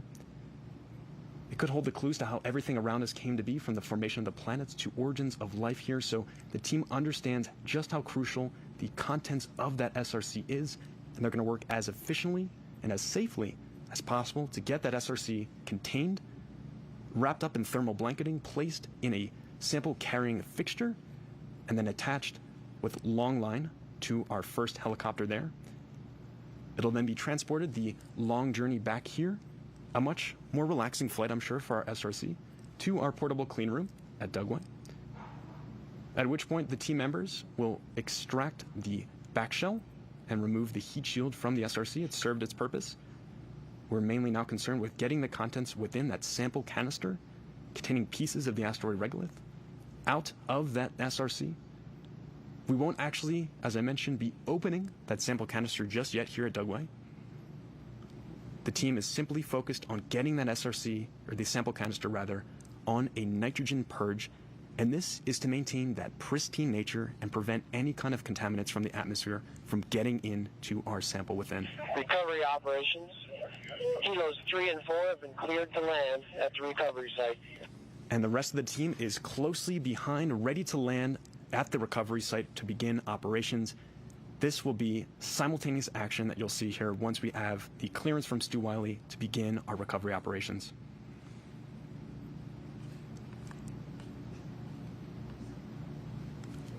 At least from this perspective, I'm not noticing really any drag marks or any kind of roll marks, but the team, once they approach, will mark any possible areas of interest where the SRC possibly came in contact with the rough desert terrain.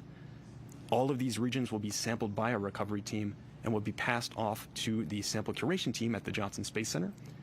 As they begin to unload and actually open up the sample canister there, exploring the contents within and making sure that no possible contaminants from the surrounding landing location got into our sample.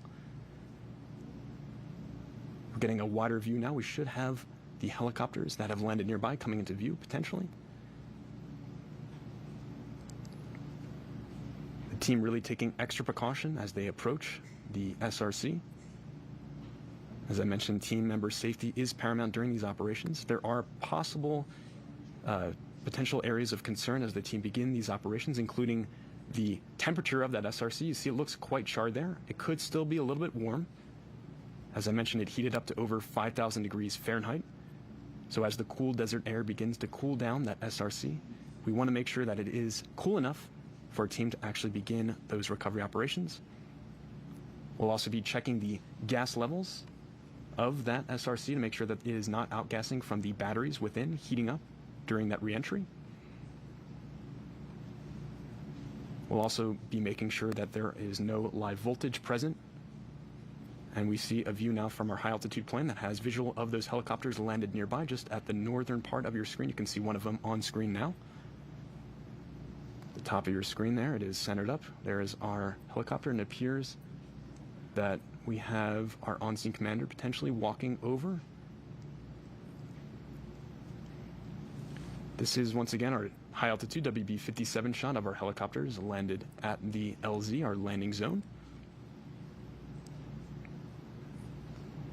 You can see some movement on the screen. It appears some team members might be approaching our SRC at this point to begin those recovery operations, the initial safety sweep.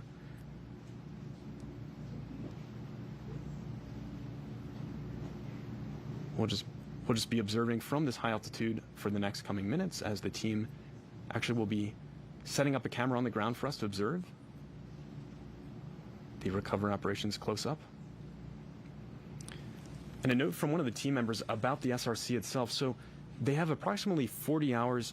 That is the amount of time it would take for any air to get into the sample. As I mentioned before, that sample return capsule is a complex network of piping and tubing inside of it, sort of like a labyrinth-like design. And that is intentional to make it incredibly difficult for any possible contaminants from the atmosphere to get into our sample canister. It's also sort of like a nesting doll, if you will, where it has multiple layers of protection that keep that sample safe within. All of that protective layering, once we get that sample into the clean room, will be shed, and we'll be able to actually access that sample canister within.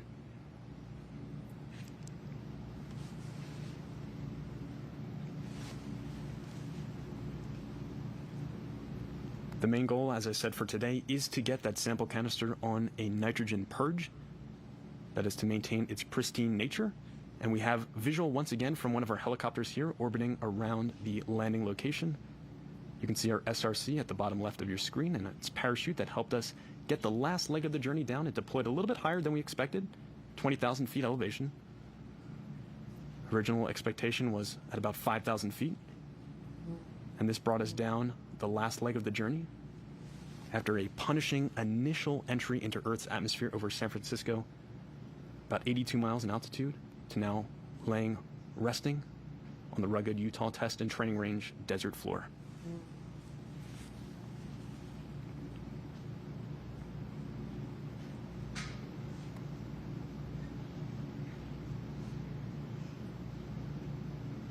Recovery operations.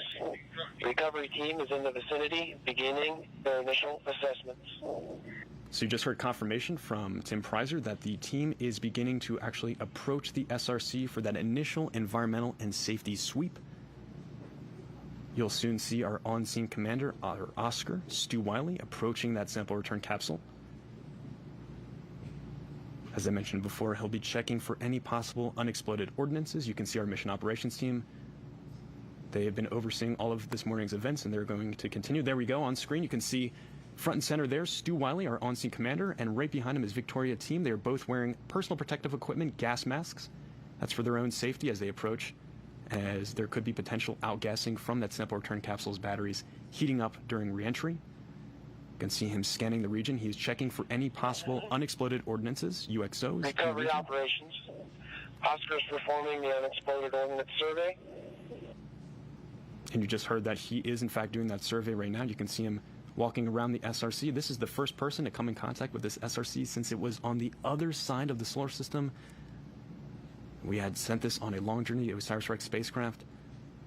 Finally delivering the sample, he is motioning over to Victoria team, who is shortly going to approach and begin taking some gas and thermal readings. You can see her walking over and must have given the clear for her to proceed. A little bit closer. Stu continues to pace around the surrounding area. All over here, the team will collect samples. He'll begin to place flags. You can see in his backpack, he's got a couple flags waving in the breeze. Those will be placed at areas of interest for our team members to sample once they arrive and begin those recovery operations.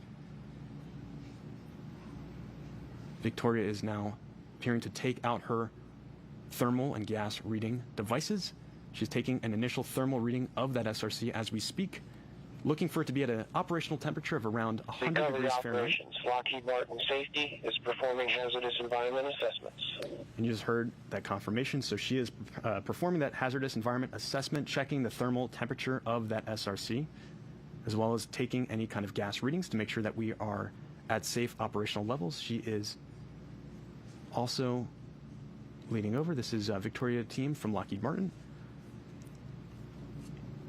Stu continues to sweep the area around her for the safe operation of our recovery crew members.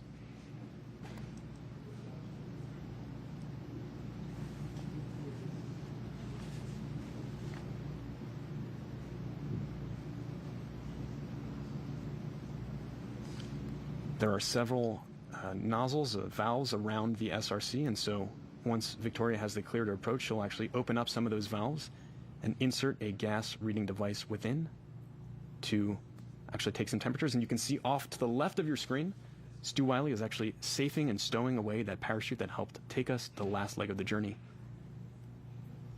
It's great news that that disconnected from the SRC, that allowed our SRC to rest as it is now here on the surface of the Utah Test and Training Range. It appears with minimal dragging. Recovery operations. Oscar is safing and storing the main parachute. So Stu is going to get that parachute stowed, placed away, as Victoria is front and center on your screen, beginning to take some of those gas readings to make sure that we are not outgassing any kind of noxious chemicals that could be present from that battery heating up within the SRC.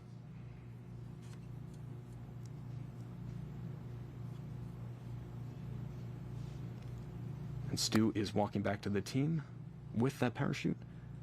So the SRC battery is comprised of lithium disulfide, and as such, the possibility of toxic vapors exists if the battery packaging has been damaged during entry or landing. Discharging could cause a potential presence of hydrogen sulfide from those batteries heating up, or carbon monoxide. And so that is why Victoria initially had her gas mask on. It appears she has now actually taken it off, so it appears that the gas readings indicate nominal conditions. Recovery operations, Lockheed Martin Safety has confirmed no hazardous gas. And you just heard that confirmation, so the safety assessment is successful. Victoria has confirmed that with her gas readings and thermal measurements of the SRC. They'll then go back over, Stu and Victoria, for a team huddle to prepare the rest of the team to begin the recovery operations and actually get this SRC into our clean room here at Dugway and continue the operations. You can see the Lockheed Martin team, the bottom left of your screen, just overjoyed with this moment. This is years of careful planning and preparation leading to this final phase of getting that sample back here to our clean rooms. I'm sure they've been holding their breath all morning, so they're getting closer to finally being able to take another breath and relax as we actually will begin our recovery operations, a key part of today's events. And you might see Victoria approach over and over once again to that SRC to continue to take gas readings. At this point, she appears to be covering up the back shell of that SRC, placing a Teflon cover over.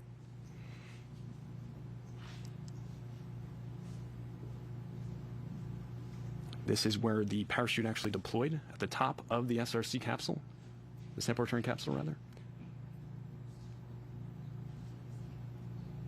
She'll also be checking for any possible live voltage. And we'll wrap Kapton tape around the two cut cable ends protruding from the back of the SRC where that parachute deployed. You can see her with that covering as we speak, placing it on the back shell.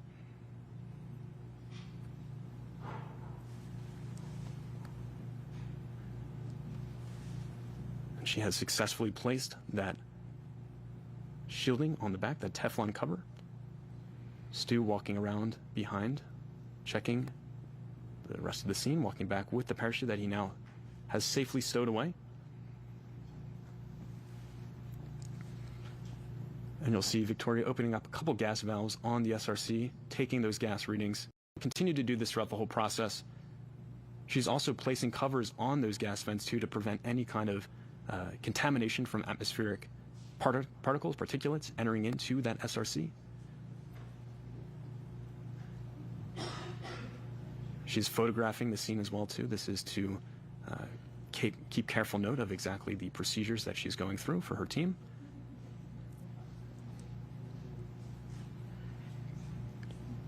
So the recovery operations will be getting underway shortly now that the team has conducted their initial environmental and safety sweep. Everything appears to be nominal, which is fantastic. We do, in fact, have that SRC on the ground. The rest of the team will be approaching shortly. But for now, back to you, Lauren and Jim.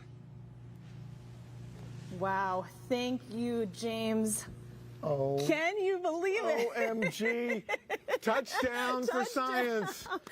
What a great day. For the folks at home, this is a huge deal, and they did it. For the first time in history, we brought goodies back home from this kind of object in the history of humanity. So this is big. This is so huge, and we're all breathing a big sigh of relief. Obviously, we're not completely out of the woods here, and we'll be monitoring what's going on and keeping you abreast of everything that's happening. But for now, wow, we made it home. A great job by that Lockheed Martin team safing that craft. Fantastic. What a spacecraft. We have to name her specially. Yes, absolutely. In that capsule, everything perfect. So while the capsule was making its way to the ground, mission teams recovery operations, all event covers are in place. All right, so we're making progress. We're making progress. All right, so while the capsule was making its way to the ground, mission teams in the Colorado control room and the mission ops area here in Utah were, of course, riveted by the live images. These teams have watched and nurtured this mission for more than 7 years of spaceflight, and even longer in terms of construction and design. Gosh, wow, amazing. 11 years since it was selected to fly. What a job, folks. Just fantastic. A lot's happened in 7 years. All right, so let's get an update from where the action started this morning. Sophia, tell us everything. Okay, firstly, I want to say we are so grateful that the capsule is on the ground and in good hands now. Now, from here, from Whig Mountain, I am overlooking the vast landing zone, which, again, is larger than the state of Rhode Island.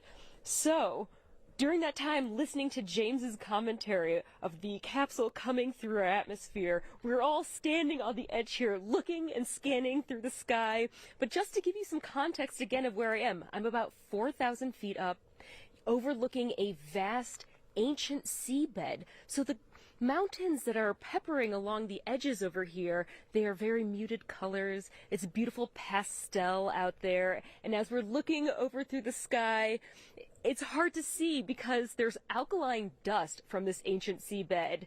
And considering that the capsule has landed on the edge of the landing zone, even though I'm as close as I could possibly be, I didn't see anything over here. I will say I'm a little disappointed, but grateful that that capsule is in the most capable hands it can be, and that is the most important thing out here. So while I didn't see with my eyes myself, we saw it on the screen, and it's still a great day. So back to you, Lauren. Wow, thank you, Sophia. And thankfully, we got that great image from the NASA helicopter. Wow. Just well done to that team. Thank you for that. So while we're keeping an eye on ongoing operations to prep for the SRC transport, we have a special message from someone who keeps a close eye on the entire manifest of the space agency's travels around the solar system. Hey, everybody, congratulations to the OSIRIS-REx team. You did it. You designed it, you built it, and you carried out the first mission to collect a sample from an asteroid. And after a 2-year journey, it has touched down at the Utah desert. It brought something extraordinary, the largest asteroid sample ever received on Earth. It's going to help scientists investigate planet formation. It's going to improve our understanding of asteroids that could possibly impact the Earth, and it'll deepen our understanding of the origin of our solar system and its formation. This mission proves that NASA does big things, things that inspire us, things that unite us. Recovery operations, we can confirm that the SRC is not breached. Beyond our reach.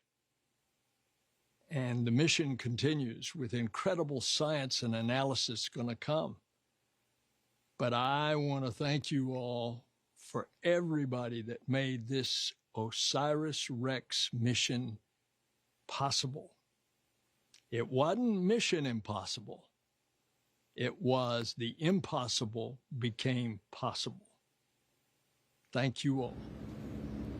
And just as a reminder, we are keeping those operational milestones going, so you will continue to hear that throughout the broadcast. Thankfully, the SRC was not breached. Fantastic, fantastic news.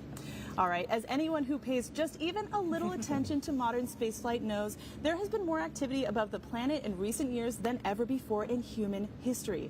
There are probes like OSIRIS-REx moving around the solar system, observatories looking out into deep space, and satellites closely examining the health and future of our own planet.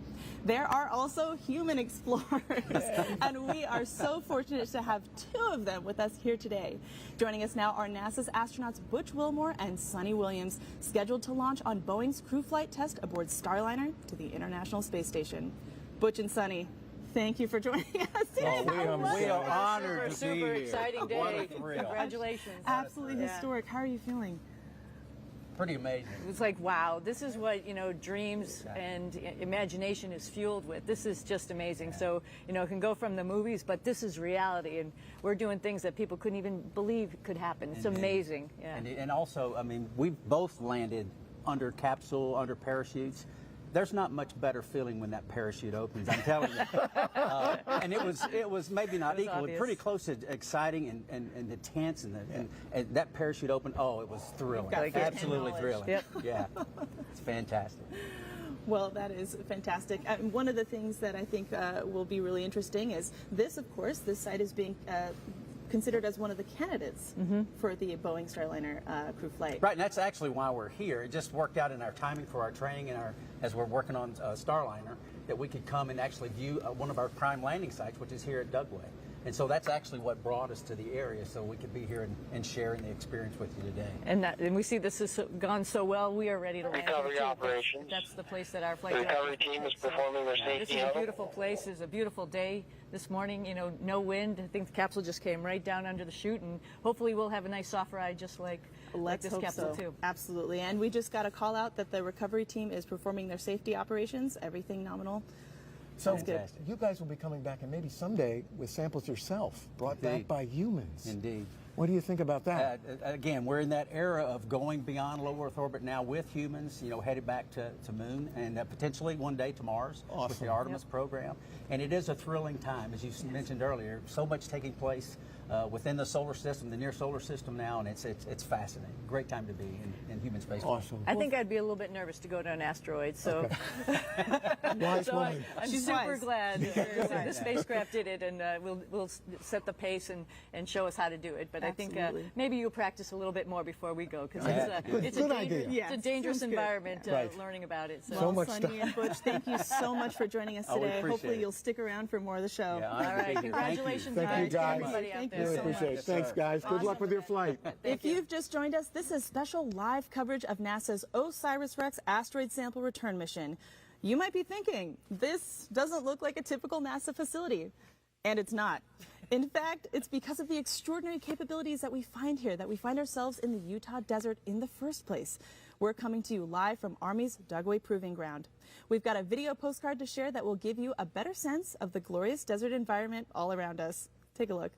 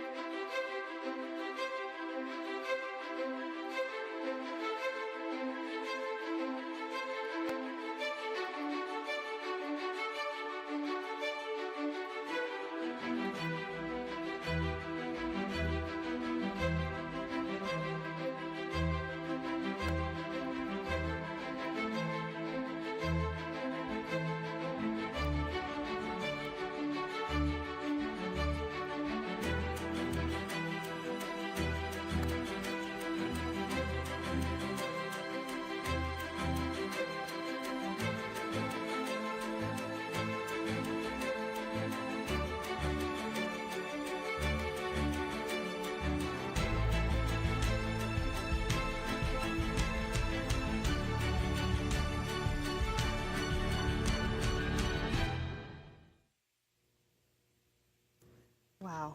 Absolutely gorgeous. The spaces here are vast, rugged, beautiful. I mean, you got to see a little bit from the NASA helicopter, but that was a close-up and personal look. And look at this. We're in this place that almost looks like Mars, but on Earth, as we're recovering a capsule with the pieces of our universe that will tell us about the early time of our solar system that we can't get anywhere else.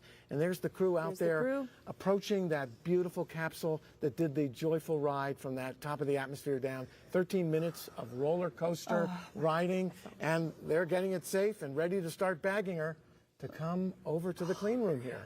Wow. And explain, why do we do a land landing, as opposed to an ocean landing? Right. So many of our crews land in the ocean, as you know from Apollo. But for this one, we need to bring it back to a place where we can contain the contamination. By landing in the desert here, we can keep the Earth's ocean, all those absolutely wonderful waters out. This is the best place to bring home this kind of capsule. And look at her. She landed perfectly. Looks like a top sitting there. Absolutely gorgeous. Well, this isn't the first time that NASA has visited Dugway, and it certainly won't be the last. Take a look. When bringing a sample of the cosmos back to Earth, it's important to find a good landing zone that won't compromise the sample. That's why NASA partnered with the Army's Dugway Proving Ground. Its vast open space makes it ideal for the task. But OSIRIS-REx is neither the first nor the last mission to land here. In 2004, the Genesis mission landed here at Dugway, delivering our first ever samples of solar wind. In 2006, NASA landed at Dugway again, this time with a mission called Stardust, which gathered samples of interstellar dust. Both of these missions helped fuel our understanding of the universe and wouldn't have been possible without a safe landing zone, just like OSIRIS-REx. After today, NASA and Dugway are looking towards the future, to the Mars sample return mission that will once again be bringing a unique sample of our universe right here to Dugway Proving Ground. The U.S. Army and Air Force have been excellent hosts to us for months as we've been preparing for today's landing. That's one of many reasons I'm so pleased to welcome Colonel James Harwell, Army Commander here at Dugway Proving Ground. Recovery operations. Nominal SRC recovery operations have begun. Getting an update. Okay. All right, nominal SRC recovery operations have begun. Okay. Darn good. All right. Okay, so today could not have gone any better. How did it, I mean, in large part due to our amazing partners here with the military, how did it look from your end? Oh, it looked amazing. So when you talk about partnerships, this isn't just a Dugway Proving Ground effort. Though you're sitting here on Dugway Proving Ground, the capsule actually landed on the Air Force's Utah Test and Training Range. And so it's going to be brought here to Dugway before it goes to the clean room. So this is a larger effort than just the Army's Dugway Proving Ground and NASA. And it looks like it might have landed right. So I got a note just before this from the commander of the Utah Test and Training Range that it did land on Uter. And so there was a little bit of rivalry there. We were hoping, but it looks like it was on Uter. Right on the boundary, though. Yeah. So close. So we have a big collaboration at NASA with members from the Army and Navy, from the military services that have given us the opportunity to go to these great places in space ourselves as people. And can you tell us a little bit about the training and other fantastic things you do prepares these people to be crew for flight into space? Yeah, so if you look at it, the Army is the greatest leadership lab in the world. The types of problems that we have to solve on a day-to-day basis. And we have some of the best workforce that is available. So here at Dugway Proving Ground, we do chemical and biological defense testing. We're part of the Army's Test and Evaluation Command. And so anytime a piece of equipment is going to go into a service member's hands, it's tested by one of our amazing members of our workforce. But we also do training here. And so it gives a chance for folks to come and do things in a realistic environment. And that really allows them to hone those problem-solving skills. So that's why the crews are so good who come from the Army and the Navy and Air Force. Yeah, we'd like to point out it was an Army astronaut this week who went over who set the record. Oh, well, there you go. Well, we couldn't let you go without wishing you a very happy birthday today. Happy birthday. Today is your birthday, and you got a piece of the solar system. How about that? I don't think I could have gotten a better present from NASA. No. And this is the rarest stuff we've ever had on Earth. It is. And I mean, when we're talking about the origins of life, and that's one of the I have the coolest job in the world.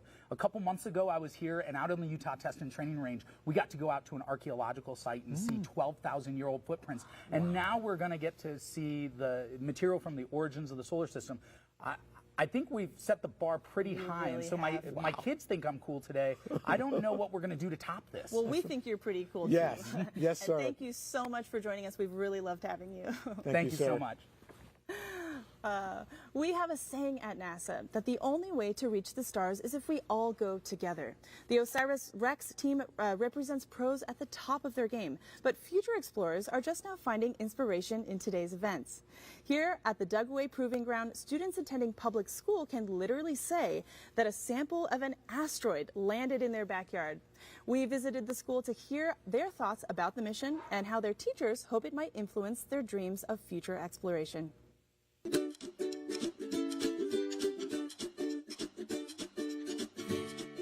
My name is Deborah Rockmore, and I am the librarian here at Dugway Elementary through High School. I love that Dugway is part of this. We have a very strong feeling about Dugway. It's a wonderful base. To have it be a prominent area where this is coming down is really amazing to us. Well, I'm just glad that this little town is getting noticed. It's a big rock that has kind of like holes in it because they've been flying through the sky with fire because it goes really fast. Honestly, I find it really cool because you don't really expect this stuff to happen, in your backyard. But I really wish I could see it, but I don't know. I'm going to try my hardest. I became interested in the mission because I have the NASA app and I get daily updates on photos, and one day I saw a photo that had that Dugway, Utah titled on it, and I was like, I live there. You hear about exciting things all over the world, and it's cool to hear about, but you kind of never think that you'll be, I guess, directly or indirectly involved with it. But to know that it's just happening here within eyesight is pretty cool. Let's go OSIRIS-REx. Go OSIRIS-REx. Let's go OSIRIS-REx. Let's go OSIRIS-REx. Let's go OSIRIS-REx.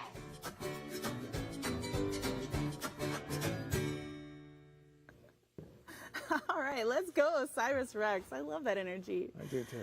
All right, Jim, you're a planetary geologist. How did you get into this? I mean, these kids are just at the beginning of thinking about what their career might be. I mean, how did you do this? I think all kids are intrinsically curious at birth. My mother said I was interested in space at birth. Don't know how she knew. But in any event, I think we all are, and we follow different pathways. If you see things as beautiful as we have here in Dugway, here in Utah, you'll be inspired by the rocks and the things in space, like these special samples we've brought back, which are unique being from Bennu, but not unique in the kinds of materials we have here on Earth, thanks to other asteroid returns. These are the biggest we've ever done, and so we're excited. But I think curiosity is in all of us, and so that's really what it's all about. And these kids are ready to pick up on this energy. Yeah, we need that future generation. All right, let's get an update from James. James, go ahead.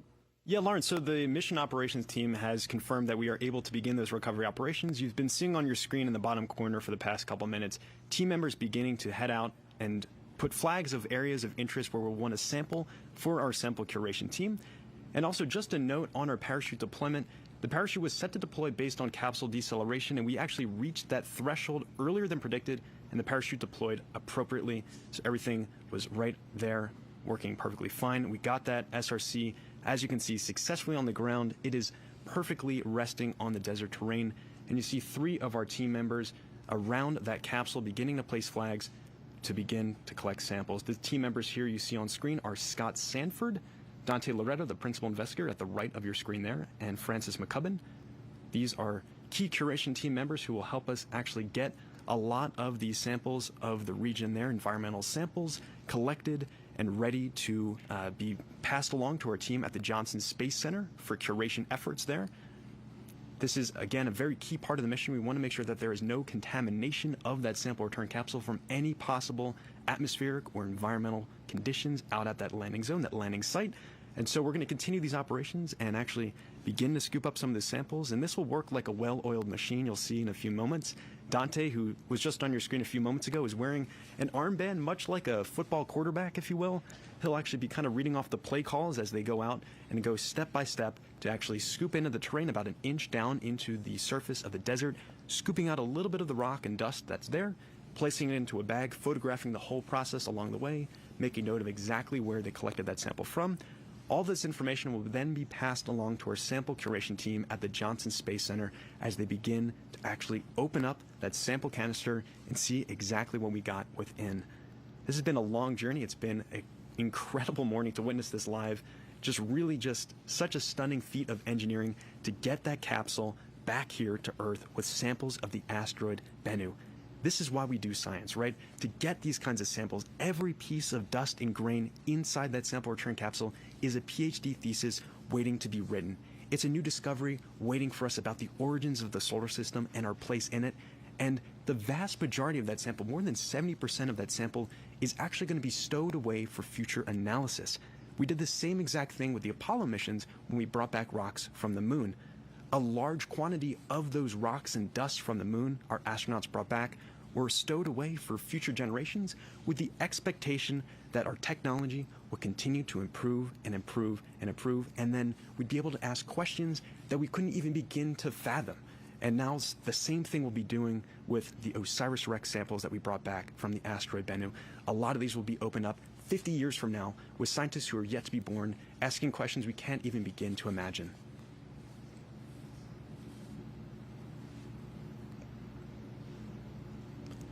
So our team is just huddling off screen now, and our recovery operations will begin. You'll see a number of team members come out here. They'll be carrying with them a carrying fixture.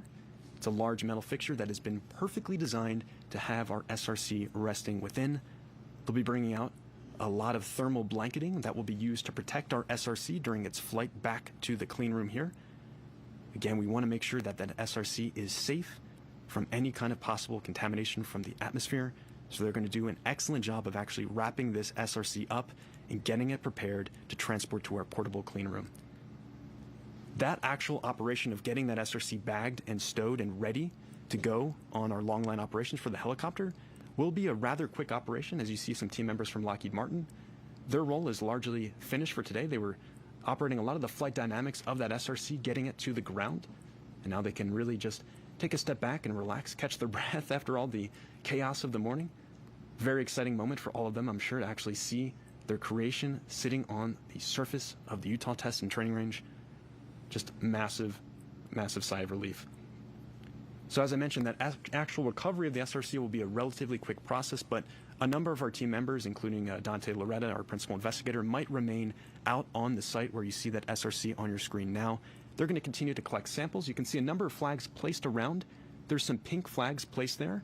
There are 4 placed in front of the SRC where the team believes the SRC is potentially dragged along the surface as it came to a rest on the Utah Test and Training Range desert surface. On the back side of that SRC are 4 additional pink flags, and those are our regions for control sampling. We'll actually go and sample all of these regions and compare back to areas we believe the SRC did not contact. You can see additionally, it's a little bit hard to make out with the bright color of the desert, but there are a couple white flags present at the SRC.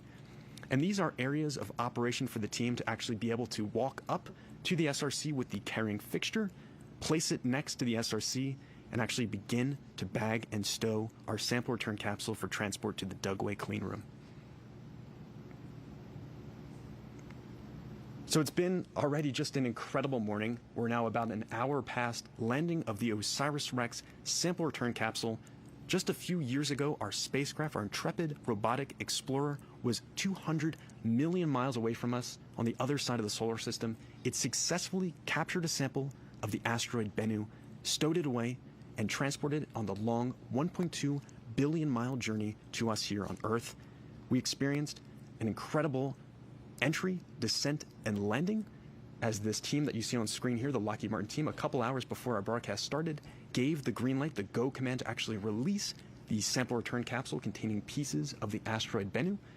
It then floated on its own through the vacuum of space for about 4 hours before coming in contact with the atmosphere over the San Francisco, California Bay Area, traveling at just over 27,000 miles per hour and heating up to over 5,000 degrees Fahrenheit as it encountered the incredible drag forces our Earth's atmosphere presents. We then slowed down under our drogue parachute initially, which kept us stable during our descent down to the Utah Test and Training Range.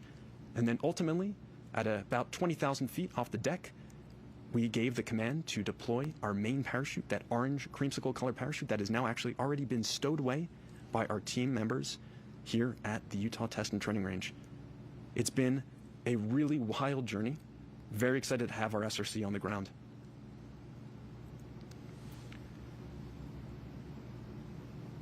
And you see a view of our mission operations team observing our recovery team that is already out on the landing zone, taking samples, beginning to actually prepare the thermal blanketing, the protective layers for our SRC, and you can see we're documenting this whole process along the way.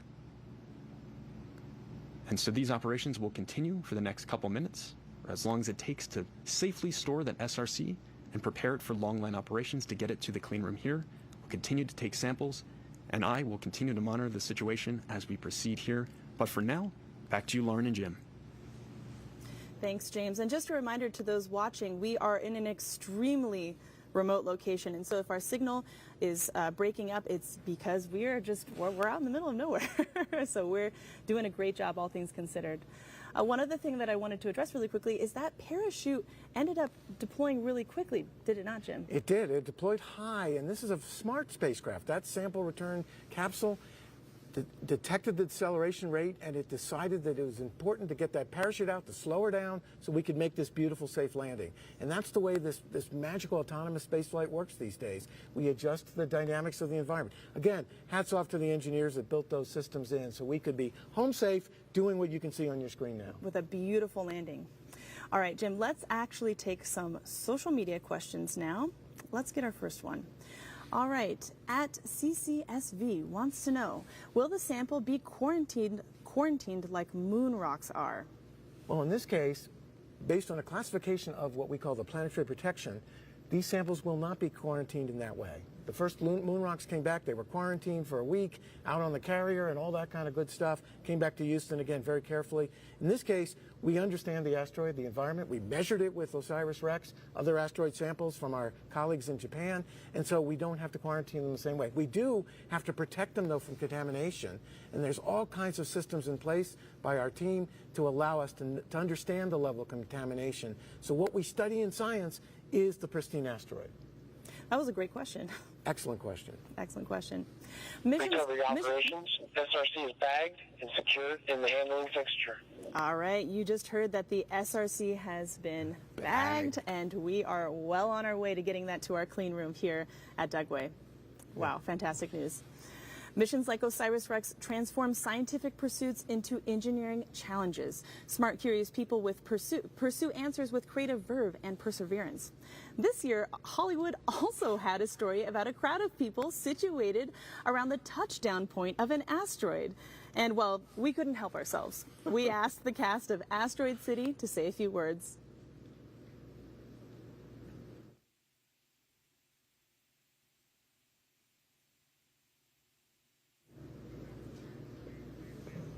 All right, well, it looks like we are having some technical difficulties, but that's okay. We'll definitely get you that video. It's a really fun one. It is. Scarlett Johansson, I mean, A-lister, Yes. Can you imagine? All right, so let's get an update from our field correspondent, Sophia. Sophia, do you have an update for us? Okay, Lauren, turns out the landing site really is just over my shoulder. It is just so hard to see through the alkaline particulate out here on the landing zone. But you know what? This is all in great hands, and we are just very thrilled that the capsule is doing well today. So I'm able to see one of the helicopters just circling over there. But for those of you who have just tuned in, I am on Wig Mountain, which is overlooking the ellipse, which is the vast landing zone. And earlier today, the helicopters, which were shuttling our teams of experts and our scientists, departed from here via helicopter once they found out exactly where the capsule landed. And now they are off on their recovery process and are doing what they do, which has been a carefully rehearsed process. So, Lauren, I'm going to send it back to you. Great, thank you so much, Sophia. All right, well, let's get back to that awesome video of Asteroid City. You don't want to miss this. Take a look. Hi, I'm Jason Schwartzman. I'm Jake Ryan. And I'm Scarlett Johansson. Where are you? Asteroid City, Farm Route 6, mile 75. Hey everyone, I'm Jeffrey Wright. Junior stargazers and space cadets. Each year we celebrate Asteroid Day. Hey everyone, I'm Maya Hawke. And I'm Rupert Friend. And we star in Wes Anderson's new movie, Asteroid City. In the movie, families from across the country gather in a fictional American desert town for a junior stargazer convention.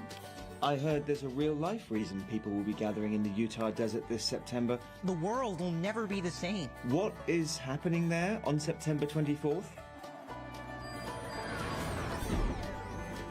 September 24th is going to be a historic day. This is NASA's first asteroid sample return mission and the biggest sample return beyond the moon.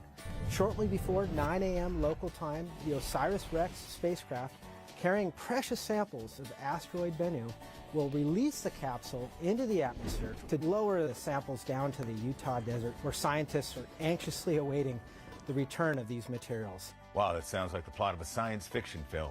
It's incredible that a spacecraft can go to an asteroid, Grab some pieces of it and then bring them to Earth. So what will NASA look for within the asteroid sample?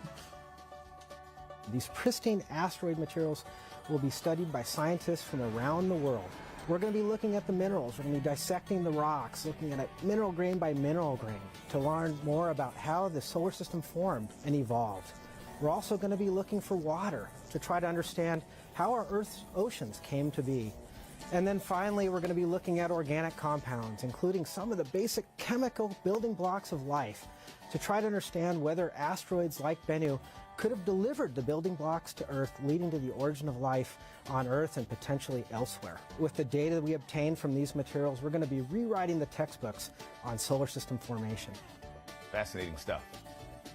But don't fragments of asteroids land on Earth all the time? Why can't we study those pieces instead of a mission to bring this sample to the Earth? Yeah, that's a great question. I mean, in fact, the Earth is constantly being bombarded by fragments of asteroids in the form of meteorites. But one of the big problems with studying meteorites is you don't always know where they came from, and it also can be contaminated. Fair enough. It makes sense that we'd want to study something more pristine. So how will NASA protect the sample once it's on Earth? And can I have some? Oh, I wish we could have some of these samples. I wish I could bring one home with me to put on my dresser at home. But the reality is these samples will only be for educational purposes and scientific research. The samples will be transported to the NASA's Johnson Space Center, where they built a special curation facility just for keeping these samples safe and pristine. This is also incredible. I'm so glad that NASA has teams of people that are searching for the answers to some of the biggest questions, like where did life and water come from? Where did our solar system come from? I can't wait to see what we learn from the asteroid sample OSIRIS-REx is bringing to Earth. Thank you for all that you do. This is also incredible. Thank you so much for all you do. Well, you just said that name. You just said OSIRIS-REx. That was the thing. That was kick-ass. How did you do that? I was like, what is this phrase? I was like, OSIRIS-REx. OSIRIS-REx. Yeah, OSIRIS. OSIRIS-REx. Wow, talk about that mega wattage star Whoa, power. Scarlet, Oh wow. my gosh. It takes a huge, talented team with profoundly diverse skills to design and execute something as audacious as OSIRIS-REx. It takes years of planning and perseverance to see it through from that initial notepad doodle to a moment when the world tunes in to celebrate a huge success. It also takes leadership. And I'm pleased to say that we are now joined by the director of NASA Goddard Space Flight Center, Dr. Mackenzie Lystrup. Welcome. Thank you so much. I'm delighted to be here and very happy about the results coming out today. It is a great day indeed, and congratulations. This is a huge day for Goddard. It must go without saying that you are very proud. Absolutely. This team is amazing. They've been through so much for so long. Goddard Space Flight Center, the special thing about NASA's Science Center, Goddard, is that we have scientists and engineers working side by side, and so that doodle on a napkin can turn into something like OSIRIS-REx. And scientists like Dr. Garvin here, who's joined us, really help us create a vision with other scientists of how you're going to do the engineering that gets you to this moment that we have today. And Mackenzie, we have leadership across all domains on this mission, from system engineering to science to accounting to everything. How did your team in Maryland pull this thing off? Yeah, we have people who have managed multiple parts of missions over the decades. Systems engineering is critical, and it's one of the things that Goddard really brings to the table. And systems engineering means that we take into account everything about the mission, from the science ideas to the launch to orchestrating the landing here on Earth, but making sure that all of the instruments are working together, making sure that the spacecraft successfully interfaces with the instruments and can carry out its job once it was at Bennu. All of that requires really understanding the entire system. So when we say systems engineering, we're really talking about that overarching, holistic perspective that our scientists and our engineers bring to the table. But it's true that we have some of the greatest scientists and engineers working on space missions, and they pull it off every time. Awesome. Fantastic. Well, really quickly here, Goddard will be one of the centers that will receive a sample, but who else will receive a sample of the asteroid? Samples are really traveling all around the world.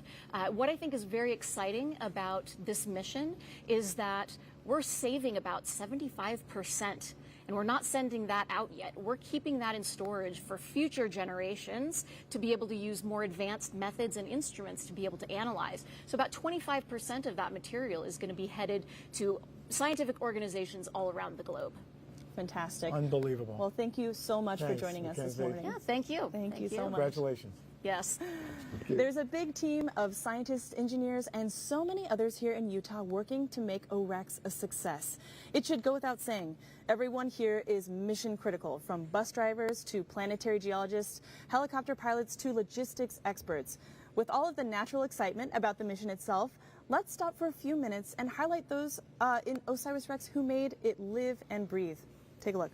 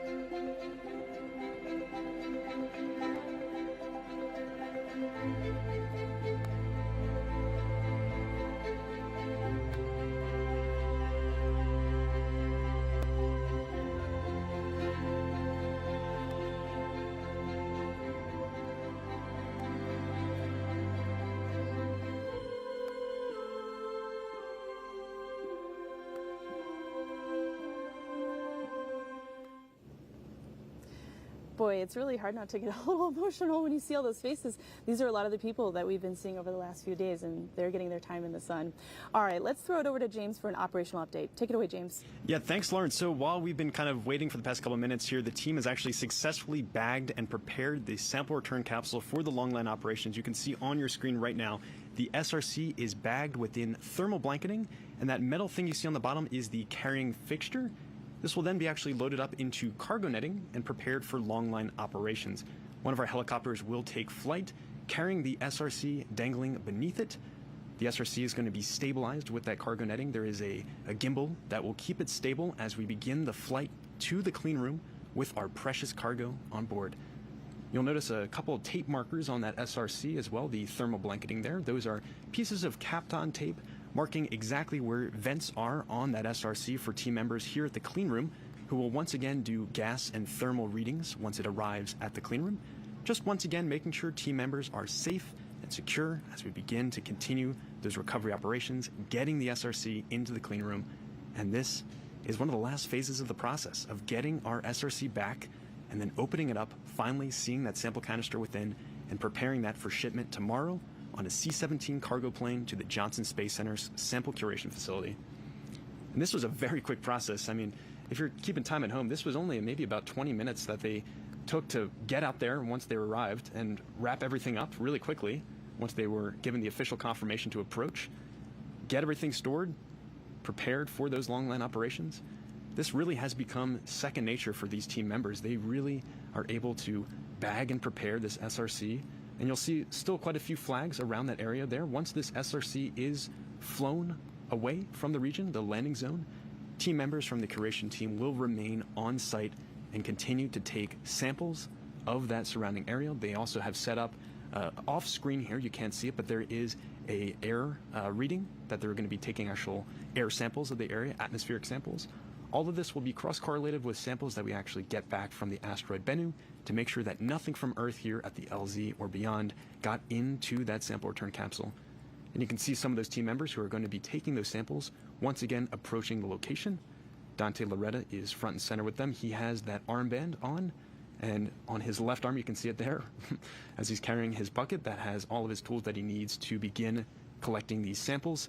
It's a very tight procedure that they have to go through to make sure that they are properly taking these samples. You can see they are photographing the area first, documenting exactly where they are collecting the sample from. They then have a small metal scooper that they'll use to actually dig into the desert surface. It's a bit of a soft surface out there today. As I mentioned, we did have some rain that softened it up, so it should be easy to dig in there, grab a bit of sample, and then they will bag that sample, seal it up, and then send that off to the sample curation team at the Johnson Space Center. Admiring the region as well. It's a beautiful, clear morning there today. We've been rehearsing in a variety of different conditions, including in the middle of the summer where temperatures were over 100 degrees Fahrenheit, much cooler conditions. You can see our team members wearing their UV shirts today. A much chillier morning for them as they are doing these recovery operations.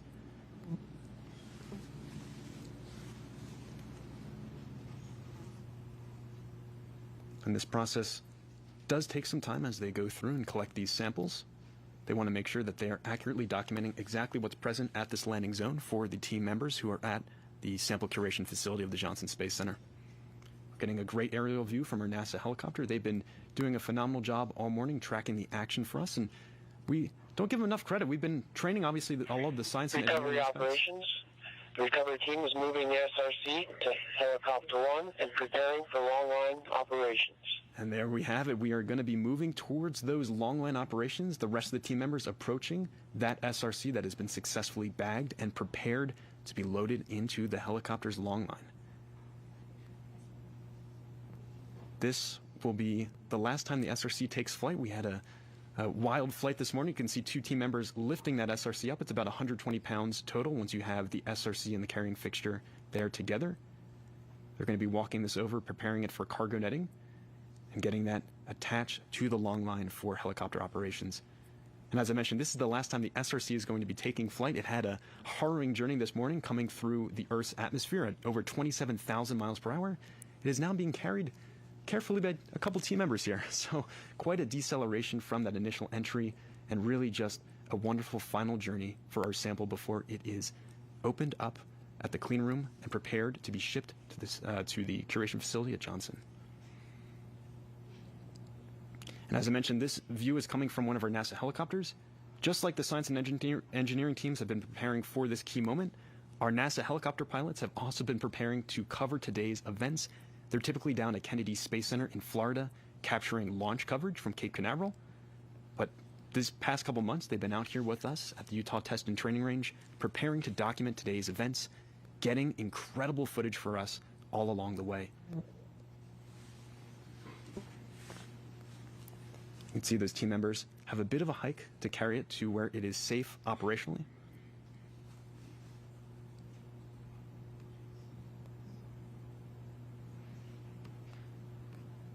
And you can see we have the cargo netting already laid out there.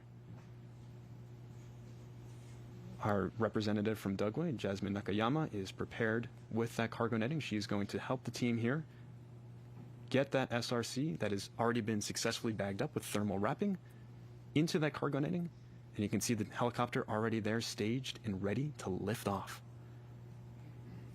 The helicopter pilot has actually removed one of the doors on that helicopter so he can lean out and look down as he carefully lifts the SRC off the terrain. We want to make sure that this is a careful, slow process as we safely transport this SRC to the Dugway clean room. And you can see Jasmine is picking up pieces of the cargo netting and beginning to wrap the SRC that has been placed already on the carrying fixture with the thermal blanketing. Team members observing their handiwork of getting that carefully wrapped up. We'll then actually unwrap all of that thermal blanketing once we actually get it into the clean room here. Recovery operations, SRCs in the cargo net, and all the gear has been stowed in the helicopter. Great news, everything sounds nominal for helicopter operations, and in just a few moments we should have liftoff of that SRC aboard the helicopter with that long line attached. Team members clearing the area to make sure that we can safely take off with our helicopter. These helicopter pilots have also been training in tandem with all the team members the past couple months leading up to this key moment. We've practiced these long line operations, we've practiced the flight back to the Dugway clean room, but obviously nothing compares to the real deal. I'm sure they are feeling the excitement, they are feeling the nerves as they know how precious their cargo is this morning that they're transporting to the Dugway clean room. See, Jasmine is donning a helmet, and the rotors are kicking on for our helicopter. Kicking off some dust as they get up to speed there. It is a dusty morning out on the desert.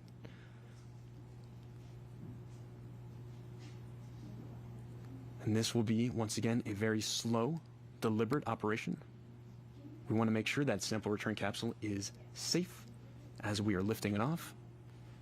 The piece that Jasmine is holding in her hand right now is that gimbal stabilizer for the cargo netting. That will ensure that the SRC is not wildly spinning as we get to altitude with our helicopter. These helicopters can get upwards of over 100 miles an hour speed, but we're going to go nowhere close to that today. We're going to be taking this at a slow pace, making sure that SRC can get back safely and securely to our Dugway clean room. You can see one of our NASA photographers, Keegan Barber, taking some great pictures. I'm sure those will be phenomenal views of the operations that are going on just across the way from us at the Utah Test and Training Range. As soon as these rotors get up to speed, our helicopter will get off the ground. The terrain is a little bit soft today. Team members were out here yesterday testing out the grounds and had practiced actually landing with some of the helicopters. Those skids on the helicopters got about an inch into the wet terrain. It's presumably dried a lot more today. It's the sunny, clear skies have probably helped us out a bit, so this should be an easy liftoff for this helicopter to get into the air and help transport that SRC to the clean room. Off-screen, team members are presumably continuing to collect samples of the surrounding area, both environmental, soil samples, atmospheric samples. We'll be continuing to do those operations even as we bring this SRC to our clean room. Just a great view here from our NASA helicopter. And in just a few moments, we should have a stunning view of our SRC lifting off the ground. No part of this SRC comes in contact with the helicopter. As I said, it's been safely stored in that thermal blanketing. There's multiple layers of that blanketing, as well as a tarp being placed over it. Now, it is also in that cargo netting, thanks to our Dugway representative, Jasmine Nakayama. She's then attached this whole contraption to a long line that will dangle about 100 feet below the helicopter. And I can see a lot of dust kicking up now. The engine's really revving up on that helicopter, and it is off the desert terrain in the air with the SRC in tow. Recovery operations. Helicopter 1 is cleared to depart the recovery site with the SRC. And we have clearance to depart the recovery site. This is a key moment of those recovery operations. We're already getting that SRC out of the landing zone and on its way to the Dugway clean room. In just a few moments, that SRC with the long line attached will be lifting off its landing zone. Jasmine assisting with that final part of the lift, and it is now airborne. As I mentioned, a much more relaxing flight for our SRC on its last leg of its journey. We are officially departing that landing zone. Recovery operations will continue out at the Dugway clean room. I see team members waving goodbye.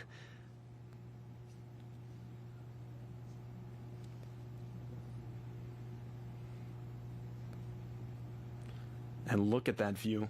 This is a stunning view of our helicopter. This is a long journey ahead. As I mentioned, probably about 20 minutes of total flight time. We may lose signal as we head out there a bit, but for now we have a stunning view of our helicopter carrying the SRC below. And you can see that stabilizer is helping to keep that SRC nice and stable below. We'll continue to track this transport to the clean room, but for now, back to you, Lauren and Jim. Wow, check out that epic shot. Check it out. What a ride. Wow. All right. Thanks, James. The science community has serious questions about asteroids like Bennu for a long time. What are they made of? Do they hold any clues about the origins of life on Earth or elsewhere? And what can they tell us about our past and potentially our future? It's all about chemistry, Lauren. It absolutely is. Well, fortunately, Jim, we are joined by somebody who specializes in the kind of chemistry that you'd be hard-pressed to find outside of NASA. Jason Dworkin is the OSIRIS-REx project scientist. Welcome. Welcome, Jason. Thanks for coming. And congratulations. What a historic day. Oh, it's you must be so relieved. Fantastic, yes.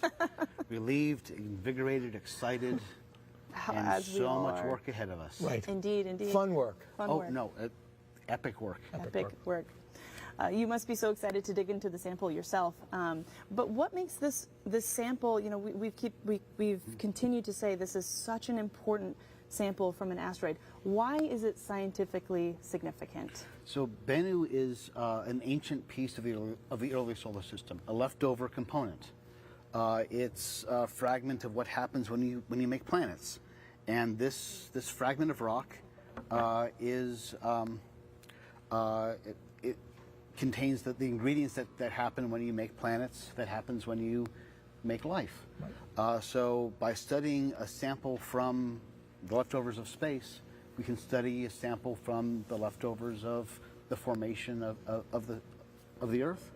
Look at the chemistry in detail as you can only do on the ground using instruments that are sometimes bigger than a launch pad, let alone the rock and the spacecraft.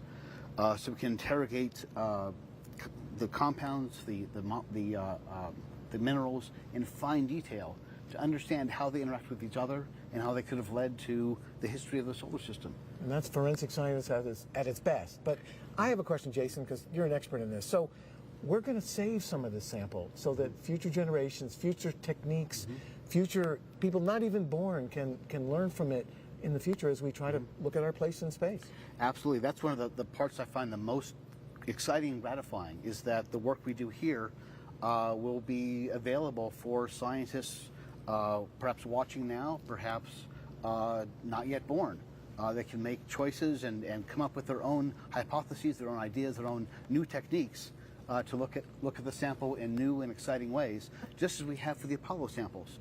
A woman in my laboratory studied Apollo 16 and 17 samples that were collected before she was born, using techniques that were not invented in the 1970s to then answer questions that were thought of but couldn't be answered.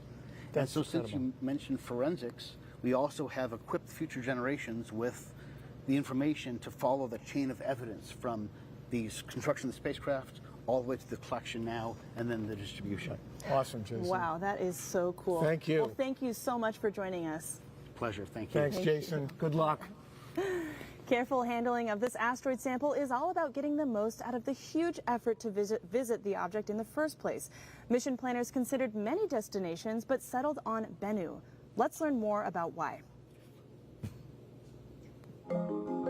OSIRIS-REx was designed to retrieve a sample from asteroid Bennu and return it to Earth.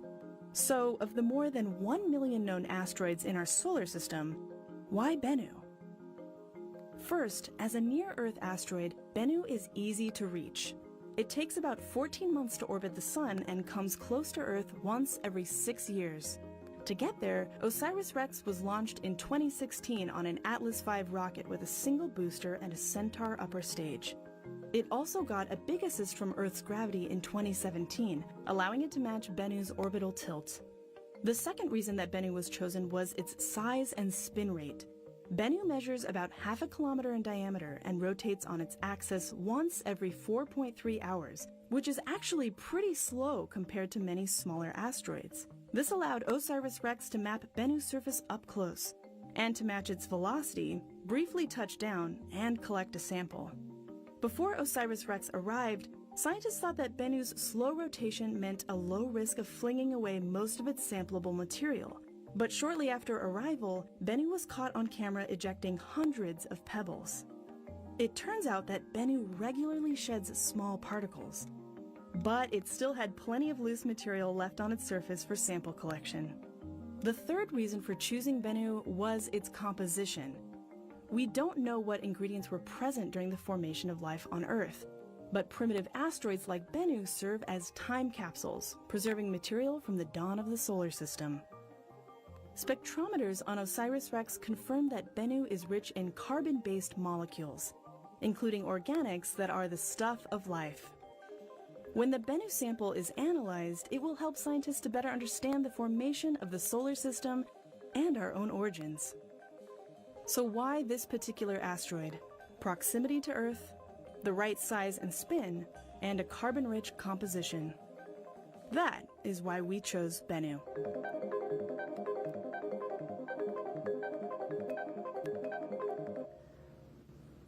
As you can see in the bottom of your screen, that SRC is continuing its transit to the clean room. Awesome. All right, so turning our attention back to the rocks in the Bach, I have to ask Jim, how did they get it in here? What is this? So this is the TAGSAM sampler head. It's about 1 foot long. It looks like an old Chevy carburetor, but inside is something much more precious.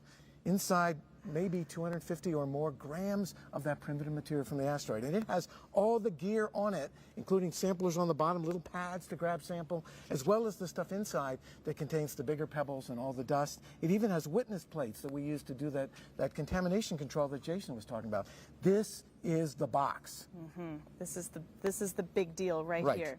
And you know, the material went into this box. We've actually got some of what's called simulant here, and this is obviously not the actual sample from Bennu, but it is a good approximation. Is that right, Jim? That's right. And so what we discovered on this amazing mission was the material properties and the microgravity of asteroid Bennu didn't behave like we totally expected. They behaved like an almost cohesionless fluid. And so while I pour this here and they fall pretty naturally, and this is about the amount of stuff we expect to find inside this sampler head, they flowed more like water on Earth than we expected there on the asteroid. This is new physics. We didn't know that was going to happen. And these rubble pile asteroids are teaching us something at every step. In fact, some of these bits, which are simulants here, may behave more like little balls of styrofoam than the kind of rocks we have here. So we're going to learn new stuff by just doing basic characterization of the goodies inside this sampler head. And one thing I think is so cool is that, you know, on Earth it poured directly into these other beaker here, but as you said, it acted almost more like fluid. Exactly. We actually, when we took this sampler head on the TAGSAM, we pushed it into the asteroid, gave it a poke, let loose the gas and let the stuff flow. We actually penetrated 50 centimeters. That's more than almost 2 feet. So we went deep into the asteroid, fired our thrusters, and backed away with the sample intact in this sampler head. That was cool. We didn't expect that. We expected contact, 5 seconds later, grab the good stuff and come home. Right. So dynamic interactions, learning about how these objects work. As you heard from Lori Glaze, this is how we get to understand the worlds that we need for planetary security. And I've even heard this described as a ball pit. That's how loose the material was when they approached Bennu. Exactly. If we had kept going, and we didn't have that smart spacecraft, all that great engineering, we could have engulfed ourselves in this rubble That would've pile been of bad. stuff. Not good. But no crap happened, and we're on the way home, and we have a sample that's coming here to the clean room right here a mile away. All right, fantastic. Well, now that the team is bringing the SRC back to the clean room here in Utah, what can we expect? So the next step is really important. We'll wheel that special apparatus that's carrying sample return canister with this thing inside it right to the clean room, bring it in, take off the elements of the aeroshell. That's the thermal protection system in the back shell. We'll take those off and set up the plumbing to get the nitrogen purge on this particular sampler head. That's critical. All right, that's next. All right, let's get an update from our gal in the field. Take it away, Sophia. All right, let's put these puppies down. Lauren, things I want are this. No. much quieter over here now. But for those of you who are just tuning in, this is where the helicopters departed that were carrying our teams of experts that are now having been through a large part of the recovery process today. But really, that's all I have for your updates here from Wig Mountain, overlooking that vast landing zone. But if you do see, we are miles away from the live broadcast hangar, and it took me 30 minutes to get that 12.5 miles, and that gives you an idea of how long it takes to traverse this tough terrain, which is also why the recovery teams chose to use helicopters to get that capsule safely to the clean room. I luckily had a chance to talk to the pilots of those helicopters just the other day, so let's take a look. The OSIRIS-REx sample return capsule just endured a lengthy 3.8 billion mile journey. But the adventure doesn't end once it touches down. The landing zone itself is so large and the terrain so difficult to navigate that the recovery team delivers the capsule to the clean room by helicopter. Joe's going to be the man hauling the capsule out on the long line. And then Ryan McDonald is another member, and he will be hauling scientists along with myself, the rest of the capture team. So Ben, can you tell me about the actual procedure of taking the capsule on the long line? It's a 100-foot long synthetic line. It's got an electrical cord with it. That will hook on the belly of the helicopter. There you go, point it out. Right here. Yep, that's the hook that the line will go on. The pilot will lower this hook down to pick up the capsule. They'll fly it back to the clean room, lower it down, and when he lowers it down, he'll hit a little button on his collective. It'll release that hook, and he'll fly away with the long line. This is not a normal ride. Can you show us how you fly this for this particular mission? Yeah, so in this helicopter, when we're doing vertical reference, that's what you call it when you have a line on. Now to see the end of the line, I'll be leaning out like this. It's an awkward position, and kind of lean out and look back because my hook's going to be right down in the middle of the helicopter. It will be this button. This button here is the remote hook, and that will keep the line on the belly, but it'll open that little green remote hook when you push it forward. The experience of these pilots is all a part of preserving this pristine sample of ancient solar system material. And we all cannot wait to see what chemical compounds the capsule holds. We're now joined by Robert Lightfoot from Lockheed Martin Space, representing the team that built and flew the OSIRIS-REx spacecraft for NASA. Robert, welcome. Well, thanks for having me. What a great day. Pretty exciting. Hey, Robert, thank you. Pretty exciting. So this spacecraft has many firsts and some unique tech as well. Can you tell us more about some of the new technologies that were integrated into OSIRIS-REx? Yeah, you know, there's three that come to mind for me. The first is obviously the touch and go sample collector, where we had to come up with what we called the pogo stick. How we're going to hit the asteroid and collect the sample. So that was the first thing. The other thing, we had a natural feature terrain activity that we did that was really associated with was kind of a backup for guidance and navigation, but we ended up needing it because when we got to the asteroid, you remember there were very large boulders we didn't expect to see that we had to fly through. And then finally, probably the most unsung part was our digital twin. We created a digital twin for the spacecraft, which, if you remember, this was right in the middle of COVID. Right. And so being able to do the sample and use the digital twin to do all the practicing before we took the sample was probably those are the three things that come to mind for me. And Robert, you mentioned the TAG-SAM, that critical pogo stick, and we heard that it all began with a red cup and some conversations with napkins and things. Can you tell us about that? That's exactly what happened. It was somebody doing it was a solo cup and some kind of activity that we did there. And really think about some of the most famous missions NASA has done. That's what we've done in the past, is we've used somebody sketched it out on a napkin and the engineers turned it into reality, and then the scientists get their reward. To use it. Thank you, Robert. What a great story. What a fantastic story. Well, thank you so much for joining us, Robert, and congratulations again. Thanks. Really proud of the team, Lockheed Martin team, and everybody for doing fantastic Y'all work. take care. Great job. We're keeping our eyes on ground operations as teams work to secure the SRC, take measurements at the landing site, and get everything ready for its transit to a specially prepared clean room a few miles away. Today's landing is a big day, but to tell you the truth, NASA is starry-eyed about asteroids, and for good reason. Asteroids are time capsules for the solar system and are vital research destinations for learning about our origins and perhaps our futures. While today's events focus on returning bits of the asteroid Bennu, that's not the only asteroid in NASA's plans. Let's take a look at a glittering list of other places we're en route to visit. 1 year ago, on September 26, 2022, NASA's DART mission navigated to the small asteroid Dimorphos and deliberately crashed into it. Dimorphos is a tiny moon orbiting the asteroid Didymos, which is just a bit larger than Bennu and composed of stony material. The DART impact shortened Dimorphos's orbital period by 33 minutes, making it the first full-scale demonstration of asteroid deflection technology. This summer, while the Bennu samples were approaching Earth, technicians in Titusville, Florida were preparing the Psyche spacecraft to visit an asteroid of a different type.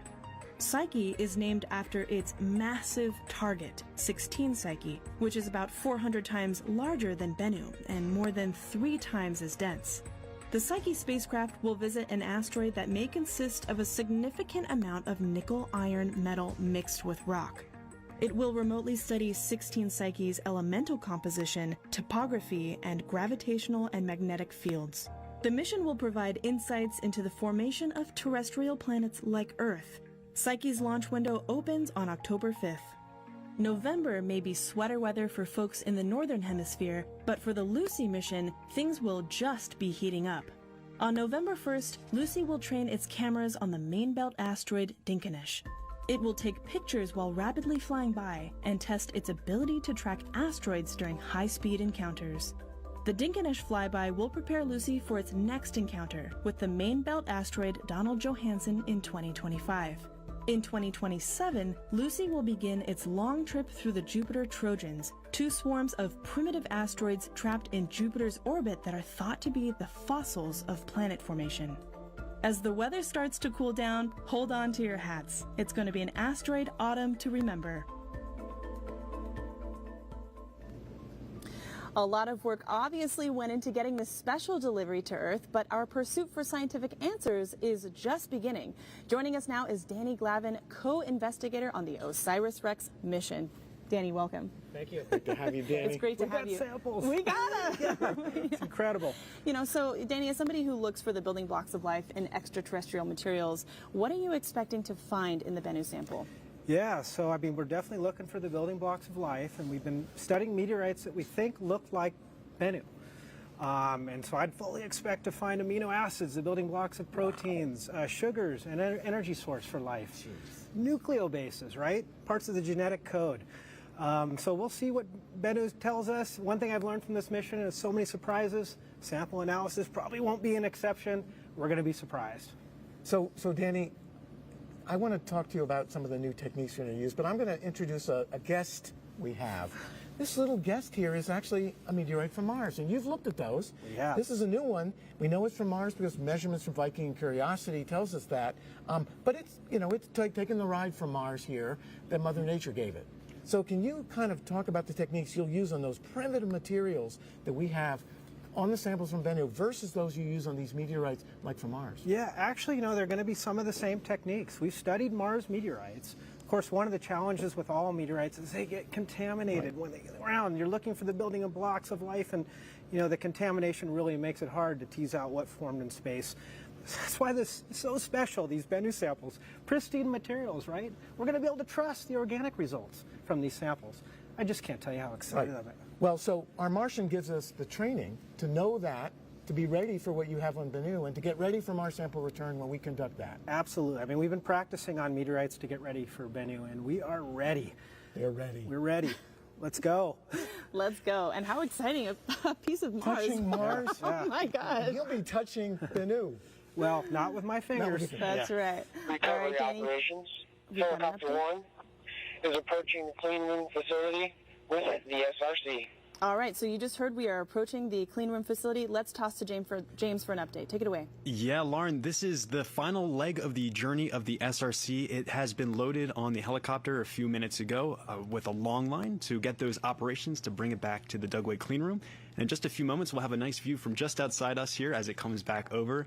And I can see actually right now we have a view of that helicopter with the SRC attached below coming into view over the Dugway clean room. You can see this wonderful final view.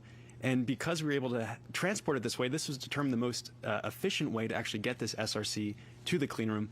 It gives us a phenomenal final view here of that last flight. Truly a parade for this sample return here. And just a stunning view of the Utah Test and Training Range, surrounding mountains. And there's that SRC beneath the helicopter with the long line. There's about 100 foot of that long line there. You heard from one of our helicopter pilots earlier that they do this very carefully. They hang out the window of that plane, or the helicopter rather, to determine the safety of that SRC, making sure that they are continuing to travel properly with this SRC to the clean room. And as we speak, team members are staged and waiting just outside that clean room, ready to get that SRC back on the ground once more. There are team members already in the clean room, gowned up. They've been waiting there all morning. They know what they need to do for this next step to get that SRC in. It's going to actually be wheeled into the clean room. They're going to go through a brief operation of cleaning off a little bit of the thermal blanketing, taking all of that off, and then wheeling the SRC and placing it into that room. They're going to remove the heat shield and the back shell of the SRC and actually get the sample canister out. And you just heard from Jim a few moments ago, the most important next step here is getting that sample canister on a nitrogen purge. And we'll remind you again, that is to keep the sample within pristine, uncontaminated from the atmospheric particles that surround us, getting that sample nice and on that nitrogen purge. Just a great view. You can see it hanging beneath our helicopter there, not spinning at all because of that gimbal that is keeping it stable. Low winds today. And that SRC is bagged in thermal blanketing inside that cargo netting. And in just a few moments, it's going to be lowered down to team members outside the clean room. The first team members to actually approach this SRC once it lands will be wearing personal protective equipment and gas masks once again. They're going to do another safety assessment of that SRC, approaching with those PPE to take gas measurements to make sure that the batteries did not heat up and outgas at all during this short flight. And then once they give the green light, there will be a brief team huddle. And then the next step of the recovery operations will continue. They'll get that SRC onto a small carrying cart, and you can see it being lowered down. The clean room, the top of the clean room, the building rather, is in view, and that SRC is coming down to the ground. Slowly being lowered. Everything about this has been carefully planned out, a very slow process.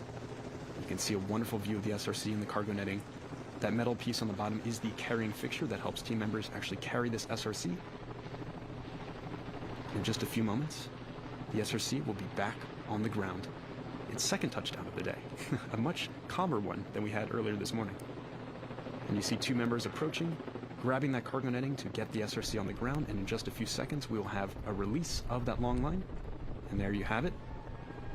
The SRC has arrived at the clean room. Claps from the audience in the background there. Very excited to have this back on the ground.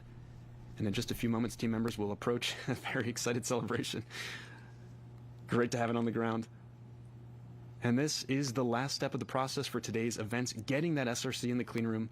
In just a few moments, you'll see team members approaching and beginning to unwrap the gift within. You can see our first team members walking up with that gas mask on.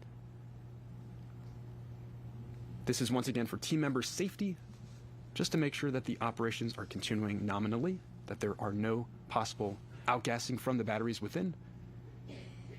The rest of the team will wait for this initial safety assessment before making their approach. And there was some assistance for this step of the process from our team members out in the field.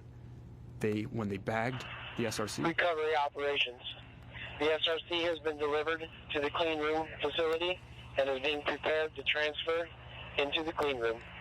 So Zoe is removing the cargo netting now, and she's going to look at those X marks, those tape markers there. They're capped on tape that the team out in the field actually placed on that thermal blanketing. They let her know exactly where the air vents are, the gas vents on the SRC. So she doesn't have to unwrap the whole thing. She can just unwrap that small part and take her gas readings just to make sure that we're not outgassing anything from the batteries within. She'll take, once again, some thermal measurements just to make sure we're at safe operational temperatures. We don't anticipate any kind of additional heating on that SRC. You can see her opening up ever so slowly that thermal blanketing right at that capped on tape. Taking her readings. You can see another layer of that thermal blanketing there, and then the SRC is safely stored within. She's further unwrapping the SRC. There is additional thermal blanketing. You can see there's a couple layers. There's 2 layers of the thermal blanketing and then the tarp over top everything. She just needs to access that interior part and take her gas reading. You can see her with the instrument now taking initial thermal temperature reading. A nod of the head there. Looks like everything is nominal. And she'll take a gas reading here. You can hear the helicopters buzzing overhead here. The rest of our recovery team just shortly, a few minutes ago, landed nearby. And as we speak on the other side of where Zoe is right now, there are team members preparing the clean room for the last leg of the recovery operations, getting that SRC inside the clean room and beginning the process of extracting that sample canister from within.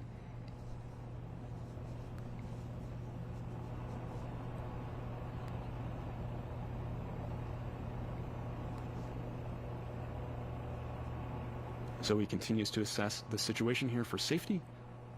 She is beckoning for her team to come over. It seems like it is safe for the recovery operations to continue, and 2 more team members will be joining her to assist with this next step of the operation.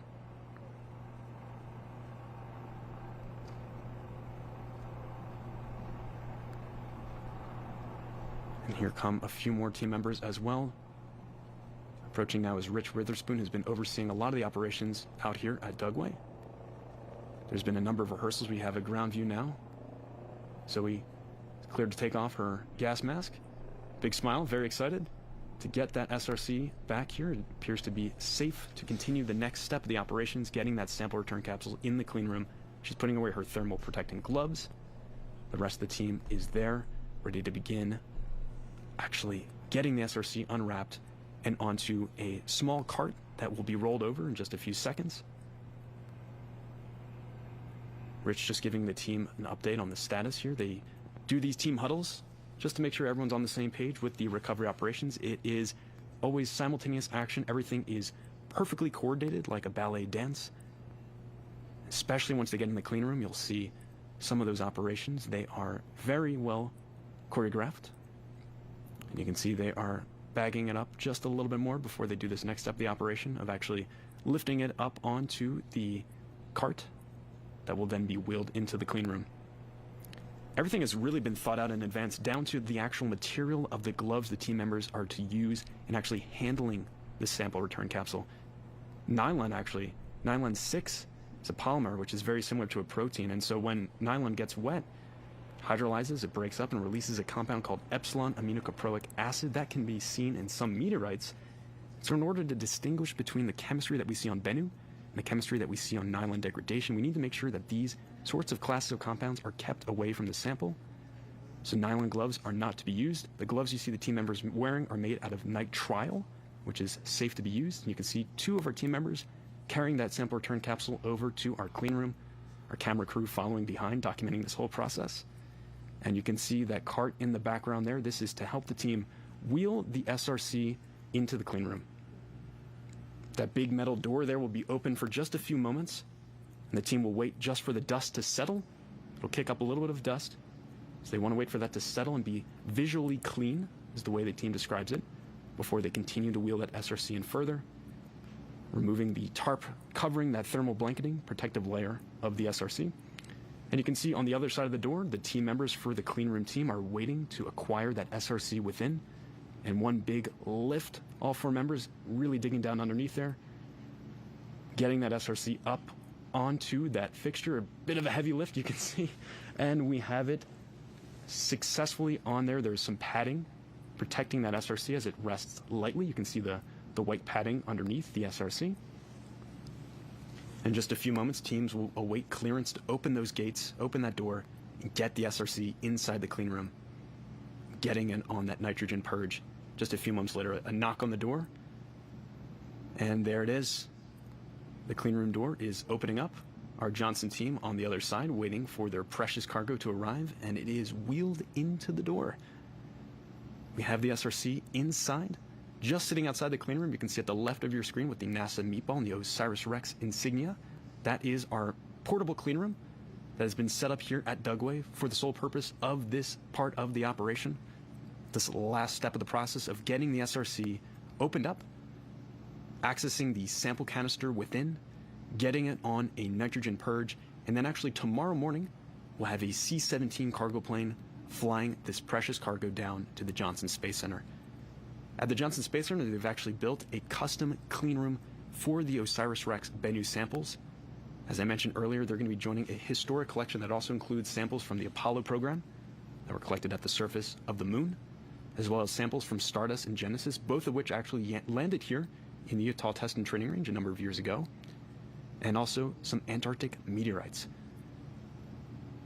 We will not actually be opening up the sample canister today, so that we'll actually have to wait just a few days, so the team will have to be patient still as they wait for the official opening of the sample canister. But what you're seeing now, a bunch of team members will lift up the SRC for our curation team to reach underneath, scrape off any kind of dirt, and place it back on to our carrying fixture here. All of these samples will then be looked at as well. Any kind of environmental samples that potentially came in contact with our SRC are of interest to the Johnson team, so all of that will be documented for later as the team continues to shed the thermal blanketing layers that were protecting our SRC on its journey. On the long line, you can see a couple team members looking through the windows of the clean room, waiting for their part of the process to kick off as they get the SRC wheeled in. We get a nice close-up view of the SRC here. You can really see how charred it is from that entry into Earth's atmosphere. That is the back shield that you're seeing of the SRC, and the top part there has been sealed off. That is actually where the parachute was deployed from. See, there's that yellowish orange seal that was placed on top there where the parachute disconnected from the SRC. A brief team huddle here as they walk through the next step of the operation, making sure everyone is on the same page here as they will lift up the SRC ever so slightly, and the team has these brush tools. You can see one of our curators carrying one in her right hand there. They'll lift up the SRC, and she's going to scrape off any dirt from the Utah desert that was on the bottom. That will actually then be certainly of interest to the curation team as they begin to analyze the sample we got back. You can see they're giving it a little brush. Very charred surface of that SRC. That metallic portion below is the heat shield, which protected our sample on its journey through Earth's atmosphere to the Utah Test and Training Range. And you'll see a lift of that SRC for team members to access underneath, checking for any dirt. It doesn't look like we really had any develop. And this is actually great because what happened was, since the soil was so damp today, we had a little bit of moisture. It was actually a much softer landing, so not as much dust really caked on that SRC. It landed perfectly on the surface of the Utah desert. They're going to place this back down again. Seems like their operations are going perfectly according to plan here. They'll do another lift on the other side just so they can access where the team members were previously holding. And then if all looks good, they will clear this to be wheeled into the clean room. And really just backing up and thinking about this entire journey from where we started this morning. Right before, maybe about 4 hours before we kicked off our broadcast, the team at Lockheed Martin gave the go to release the SRC that you see right here from the main OSIRIS-REx spacecraft. It detached from that spacecraft on its 4-hour solo journey. There's nothing we could do at that point as it entered into Earth's atmosphere, began the punishing entry, descent, and landing, which took us to the Utah Test and Training Range. Out in the field, teams worked to recover this sample, and they actually continued to take samples, environmental and air samples of the region around where we landed. We successfully bagged this sample return capsule in thermal blanketing that you see right there beneath the SRC, that plastic-looking material. We transported it successfully with our long line operations. Big thanks to our helicopter crew today for helping us get this sample return capsule to the clean room. A couple more lifts here you see, and they're going to remove that last layer of thermal blanketing, placing the SRC on its own without any layering onto our carrying fixture. You can see just how charred up those gloves look. A lot of that char from the heat shield getting off on their gloves. You can just see how dark it is. Really heating up. Initially, when we hit the Earth's atmosphere, we were at over 5,000 degrees Fahrenheit. That's about half as hot as the surface of the sun. Quite warm. It's cooled off substantially, so obviously, as it's been transported throughout the day here, and is now just moments away from getting transported into our NASA clean room that you can see on the right of your screen. Team members are all gowned up, and inside that clean room there is a fixture dead center that this SRC will be placed on that will allow the team to be able to gather around and begin to open up this nesting doll protective layer, the SRC, to access our precious cargo, that sample canister within. Again, they want to make sure that everything is clear before they wheel this in. Everyone's ready to go. Everything looks good before they wheel that sample return capsule into our clean room.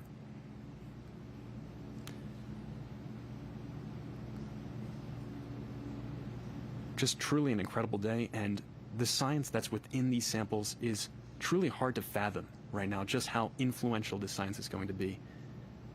Keep in mind, these samples are from the origins of the solar system, billions of years ago. They hold the clues to how everything around us came to be. And in just a few short weeks, scientists will begin to analyze these samples and stow away even more sample for generations to come. Future scientists will be able to open these samples and continue the journey of OSIRIS-REx.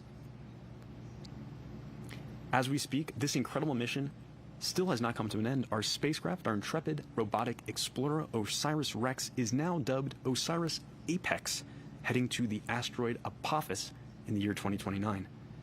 Obviously, we do not have that sample return capsule or the sample tag SAM, which actually helped us collect that air filter looking thing that helped us collect the samples at the surface of Bennu. That is no longer attached because it's sitting right here in our clean room. But the mission will continue. The team will map the asteroid Apophis in great detail, similar to what we did with Bennu, descending down to the surface, firing its thrusters, kicking up a sample. And as we speak, the sample that it got from Bennu back in 2020 is just moments away from being wheeled into the clean room. The team doing one more sweep, cleaning off those wheels that came in contact with the pavement outside, just before getting this SRC wheeled over into the clean room. Just truly an incredible journey of this mission. 3.86 billion miles total to Bennu and back with this sample. And now it's just a few feet away from our clean room.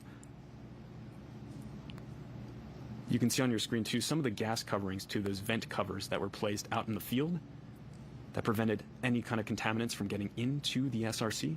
And as I mentioned before, that SRC is a nesting doll of sorts, very protective, and within there's a complex network of tubing, labyrinth-like tubing, preventing any kind of contaminants from getting into the sample.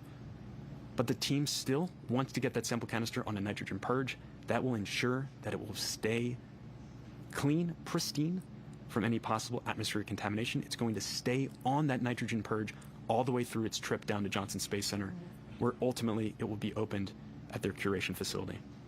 You can see in the bottom left of your screen our team members inside the clean room, all gowned up, and right at the bottom there, that kind of goldish bronze looking fixture is where this SRC is going to be placed for the next step of the operations. This, as everything has been, is a very careful process, choreographed every step of the way. Team wants to ensure that everything is cleared before they wheel that in We are just moments away from that wheel of the SRC into our portable clean room.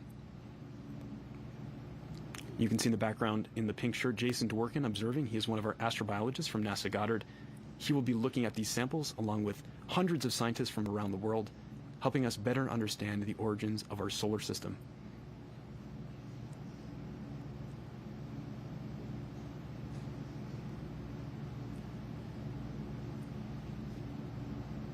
The anticipation builds for this final moment. A massive sigh of relief at this part of the way, because we have that SRC now not only on the ground but just inches away from our clean room. The team looking inside there just to ensure everything is good to go. Get a great shot of that NASA meatball and the OSIRIS-REx logo on the doors of the clean room.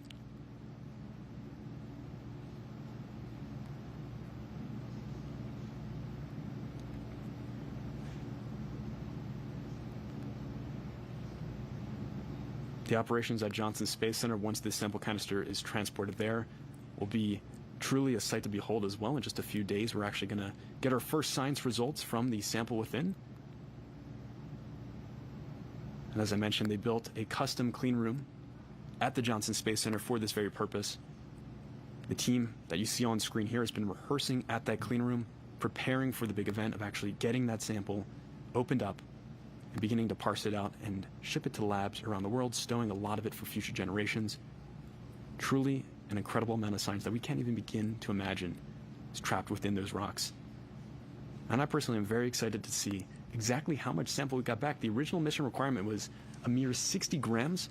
We had an explosive tag event at Asteroid Bennu back in 2020, excavating over 6 tons of material when we contacted the surface and stowed potentially 250 grams of sample within that tag SAM device, that air filter that Jim was just showing a few moments ago.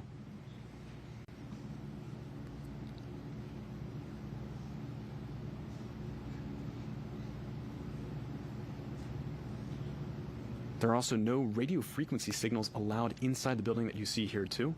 The building is on ordnance protocol. They want to make sure that everyone is safe here, that there could still be active ordinances from the parachute deployment with the OSIRIS-REx spacecraft. We had a mortar fire to release that parachute, that orange parachute that took us the last stage of our journey to the surface of the Utah Test and Training Range. Crew members pacing around inside that clean room, waiting to get that SRC inside.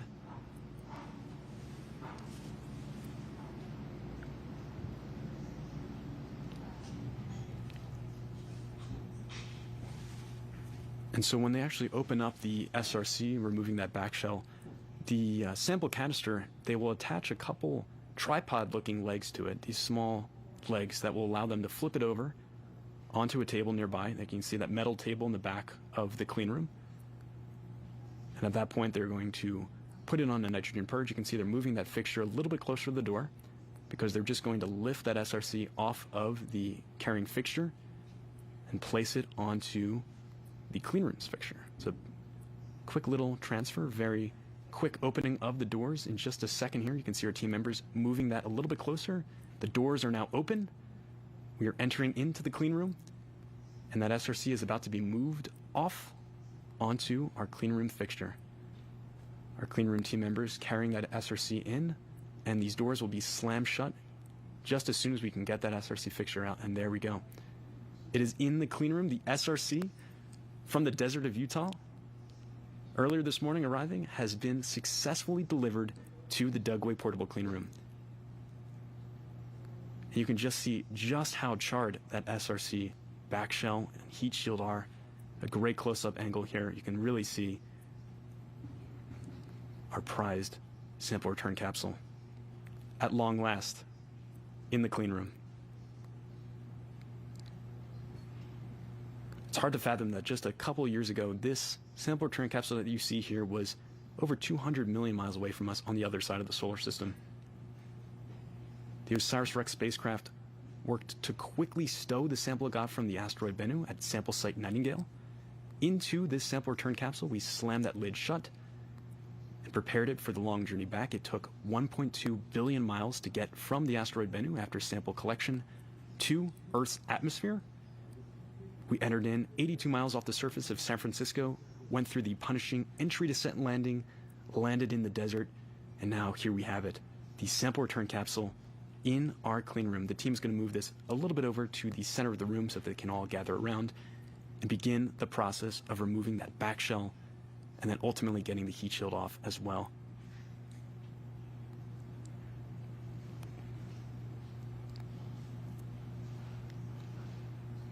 So what's going to come up next here is that back shell that you see there. The team will remove that, get the sample canister that is within. It's a complex network of tubing to get to that sample canister, and this is also, like I mentioned, a nesting doll of sorts protecting our sample within. They're going to get that sample canister out.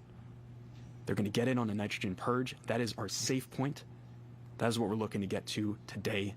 As soon as we're there, operations for the day will effectively be completed.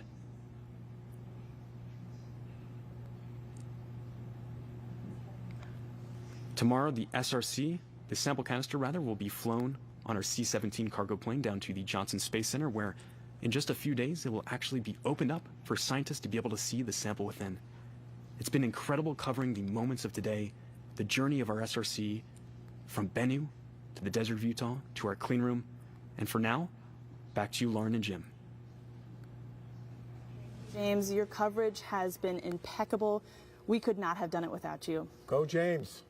So to be clear, the newly redesigned Apex mission will not be touching down on its destination asteroid Apophis. The big reason for that, of course, is that the vehicle's single-use sample collection device just arrived here on Earth, containing samples of asteroid Bennu. After more than hundreds of millions of miles in space, that sample will now travel a few hundred more miles to a specially prepared home where experts intend not only to study it, but also preserve it for future generations. That facility is the purview of our next guest. Eileen Stansberry is the chief of the Astromaterials Research and Exploration Division at the Johnson Space Center. Welcome, Eileen. Welcome, Eileen. Welcome. Thank you. How about that? Did you check out that all of that cool movement between the clean room and everyone preparing it? Absolutely. It's so exciting. Anytime you get samples back, and being here today to receive the Bennu samples is a highlight. The team has been extraordinary. The work that all the variety of participants, team members, teammates that work on this mission have been extraordinary. From the flight teams, the mission development teams, operations, science, curation, all working together to bring these samples home to us. And it may seem as if it takes a lot of time getting into the clean room and processing in the clean room, but a lot of that is because of preserving the contamination, the scientific integrity, minimizing the contamination on the samples. Clean room protocol is always slow and methodical to allow any dust or particles that gets generated or any of the debris from the back shell to settle before you do the next step. So all of these steps are very carefully choreographed to ensure the scientific integrity and maintain the pristine nature of these samples. And you'll be doing, Eileen, when you receive these in your laboratories at Houston at Johnson Space Center, you'll be doing the next phase of that very special curation. Can you tell us a little about that? Yes, we have a special facility that was designed in particular for these samples to have all of the appropriate materials restrictions to make sure that these particular samples stay pristine for generations to come. As stewards of the scientific value of samples, we manage samples for future generations in addition to the current science that is available on these samples. So the first thing that we will do is bring them into one particular clean room, let it settle, and we will transfer the sample canister from one level of cleanliness progressively to next level of cleanliness to ultimately a continuously purged nitrogen glove box. So what they're doing here in the clean room in Utah is to remove the contaminating potential of the heat shield and back shell that were charred during reentry, and get the sample canister on purge to have nitrogen continuously flowing through that canister to ensure that there's no earth contaminations that will leak in, even though the likelihood of that is vanishingly small, making sure that there's a continuous nitrogen purge. So that nitrogen purge will stay on the sample canister until it gets into the nitrogen glove box in Houston, where we will start deintegrating the sample canister to get to the precious cargo inside. Which are inside the sample head, which has... Yes. Right, okay. Great. But there is the possibility of some samples being within the sample return capsule, this capsule here, because the Tag SAM event worked more well than we had anticipated. There could be some sample of Bennu within the sample capsule. Wow. And so we will make sure that that sample also gets identified and safed to maintain its integrity here, so that it also retains its value. Wow. Amazing. What an opportunity. We may have more goodies than we thought. Yeah, we thought. Jeez, Eileen. Well, Good Eileen, job. thank you so much for joining us today. We've loved having you. Right, really, Eileen, congratulations. Way to go. Thank you, and we're so excited. Your whole professional life has been planning for a future event, and then suddenly that day arrives, like today, which is probably a perfect segue to be bringing up something that may come as an unexpected surprise to mission fans. Today may be the conclusion of flight operations for OSIRIS-REx, but the mission is not exactly finished. After ground teams retrieve the capsule, the Bennu samples will be taken to NASA's Johnson Space Center in Houston, Texas. The sample canister will be opened in the Astro Materials Acquisition and Curation Facility, and the samples will be curated, distributed, and studied for decades to come. Having delivered its cargo, the OSIRIS-REx spacecraft will depart Earth, but its journey will not quite be finished. In a daring encore, the renamed OSIRIS-APEX will enter an elliptical orbit of the Sun, repeatedly passing within the orbit of Venus and pushing the limits of its thermal design. Beginning in 2029, it will chase down and investigate Apophis, a 1,200-foot stony asteroid destined to make an exceptionally close flyby of Earth. After 13 years in deep space, at the start of a new decade, alone on a new world, the journey will continue.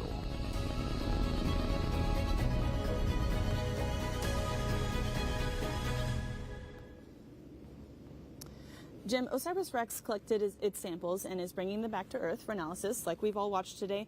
But how else is NASA planning to analyze its other samples? So, as you heard from Eileen, OSIRIS-REx in Houston will start the sample preparation around hundreds of labs later. It's going to be fantastic. We also sometimes bring our laboratories to the samples themselves. Curiosity rover, she's carrying a huge payload, not unlike those we'll use in laboratories here. Sometimes we go to new places to actually bring the labs to study samples that we can't bring home. That's our new wrinkle. And on that note, when I consider how many places there are to visit, I'm aware that a guy like you is probably weighing all of the choices, about where to go. So speaking of which, you are the principal investigator for a new mission called Da Vinci, which for those at home, principal investigator is basically the big guy in charge.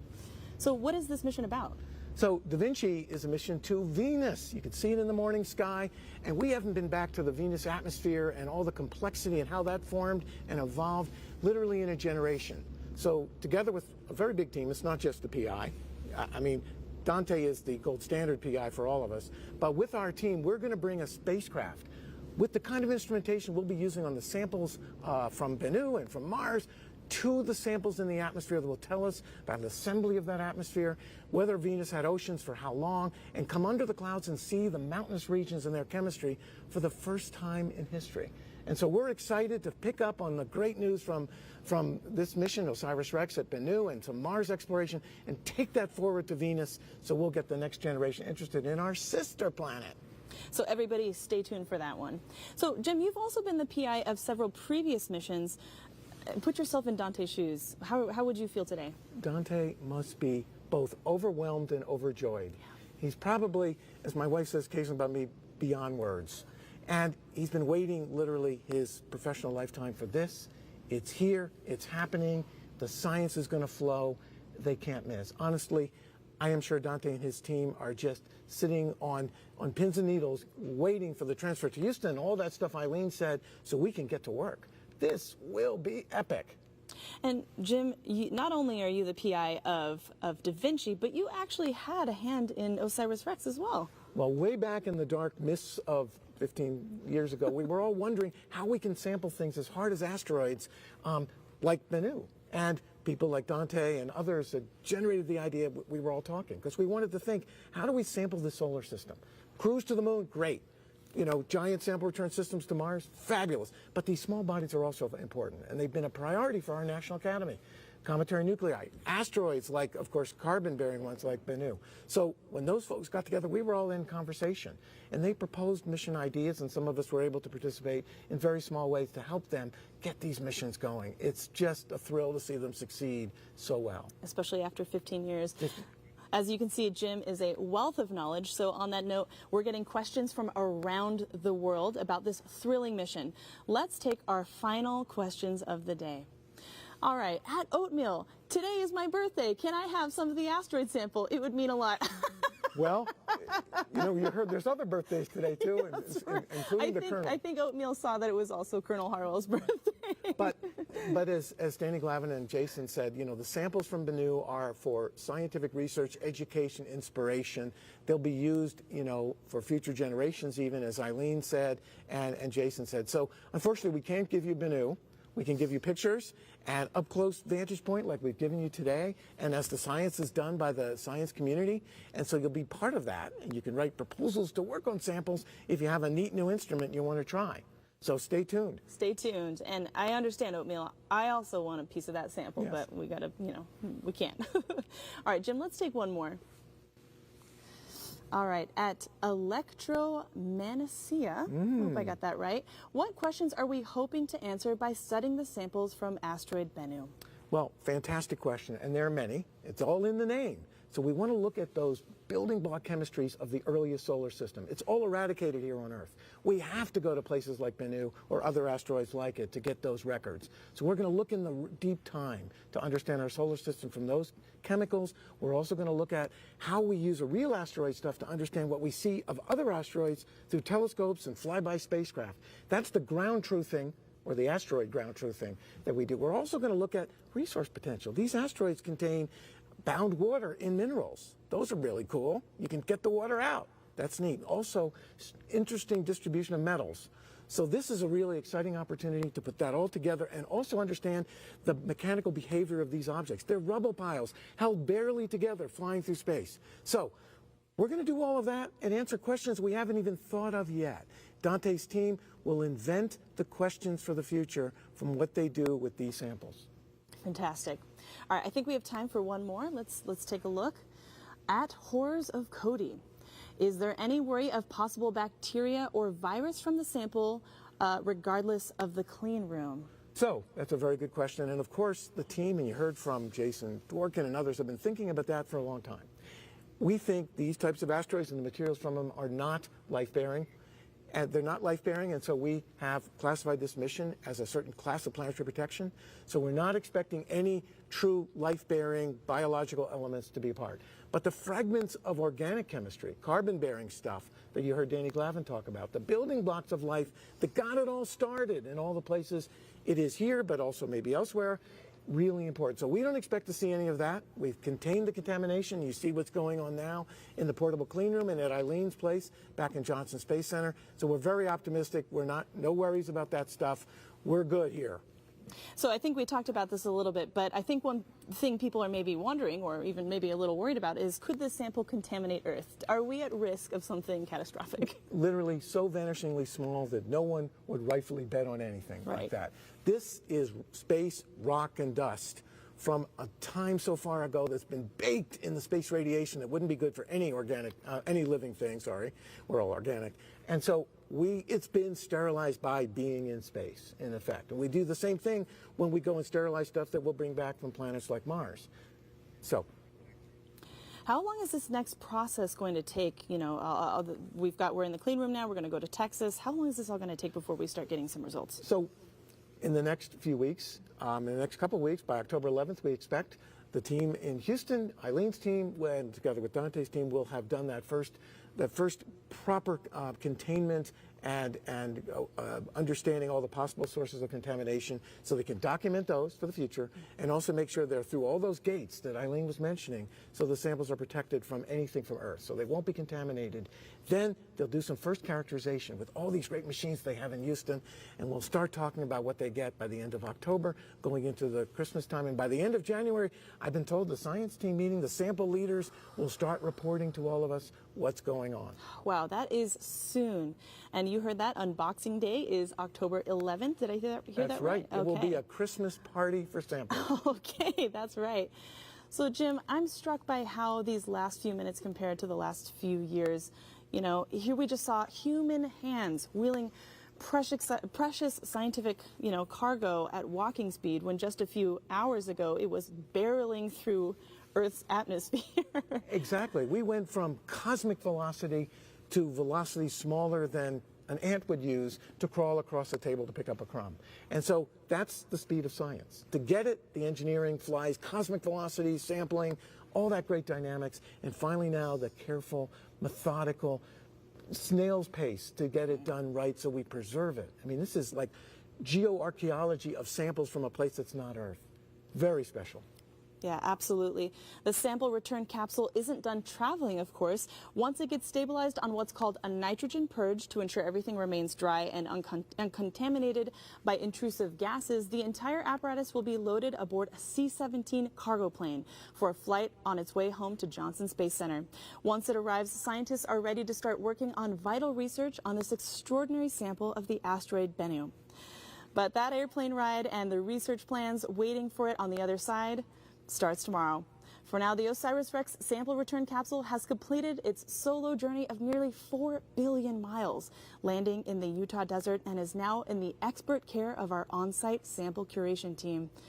But we're not out of the woods yet. We did mention this nitrogen purge. That's right. So we have to carefully contain this so we can do that work and literally, really transform knowledge for all time. This is the thing that we dream of, and Dante and his team, 10 years ago, were thinking of that. Transformational knowledge that will change how we think of ourselves. And we couldn't let you go before we share something fun. So we just delivered a sample of the asteroid Bennu back to Earth, but the UPS can also deliver fun stamps of the actual asteroid Bennu sample return. Let me turn that over so you can see it on this side. How fun is that? So we have brought an asteroid first-class delivery from OSIRIS-REx to Earth, and our postal service here in the United States is issuing stamps to build on that inspiration so they can deliver our packages for us. How exciting. I know, everybody needs to get some of these. These are really cute. Yeah, I want one. I would like one too. As we're wrapping coverage here at the Utah Test and Training Range, let me remind you that this is not the end of the story. Next up is our post-landing news conference scheduled for 3 p.m. Mountain Time, 5 p.m. Eastern Time on NASA TV, presented live right here on nasa.gov and other streaming sites. You can also find mission updates on X at NASA and on the web at nasa.gov. That's all the time we have for today. Jim, it has been a pleasure sharing the stage with you. We did it. Way to go. Thank you, Lauren, for having me. And a huge thank you to all of our guests for joining us today, and a warm thanks to all of you out there for watching us. Here are some highlights from today's exciting landing. Special coverage of America's first asteroid sample return mission, OSIRIS-REx, as it arrives back to Earth after more than 7 years traveling in deep space. We see. PDL milestone. We have confirmed parachute deployment. Wow. And after an exhilarating streak across Earth's atmosphere. We have parachute deployment. You can see just a sigh of relief from the team. I can hear some applause here. Disconnecting from the back shell, we'll then actually unwrap all of that thermal blanketing once we actually get it into the clean room here. Recovery operations, SRC is in the cargo net, and all the gear has been stowed in the helicopter.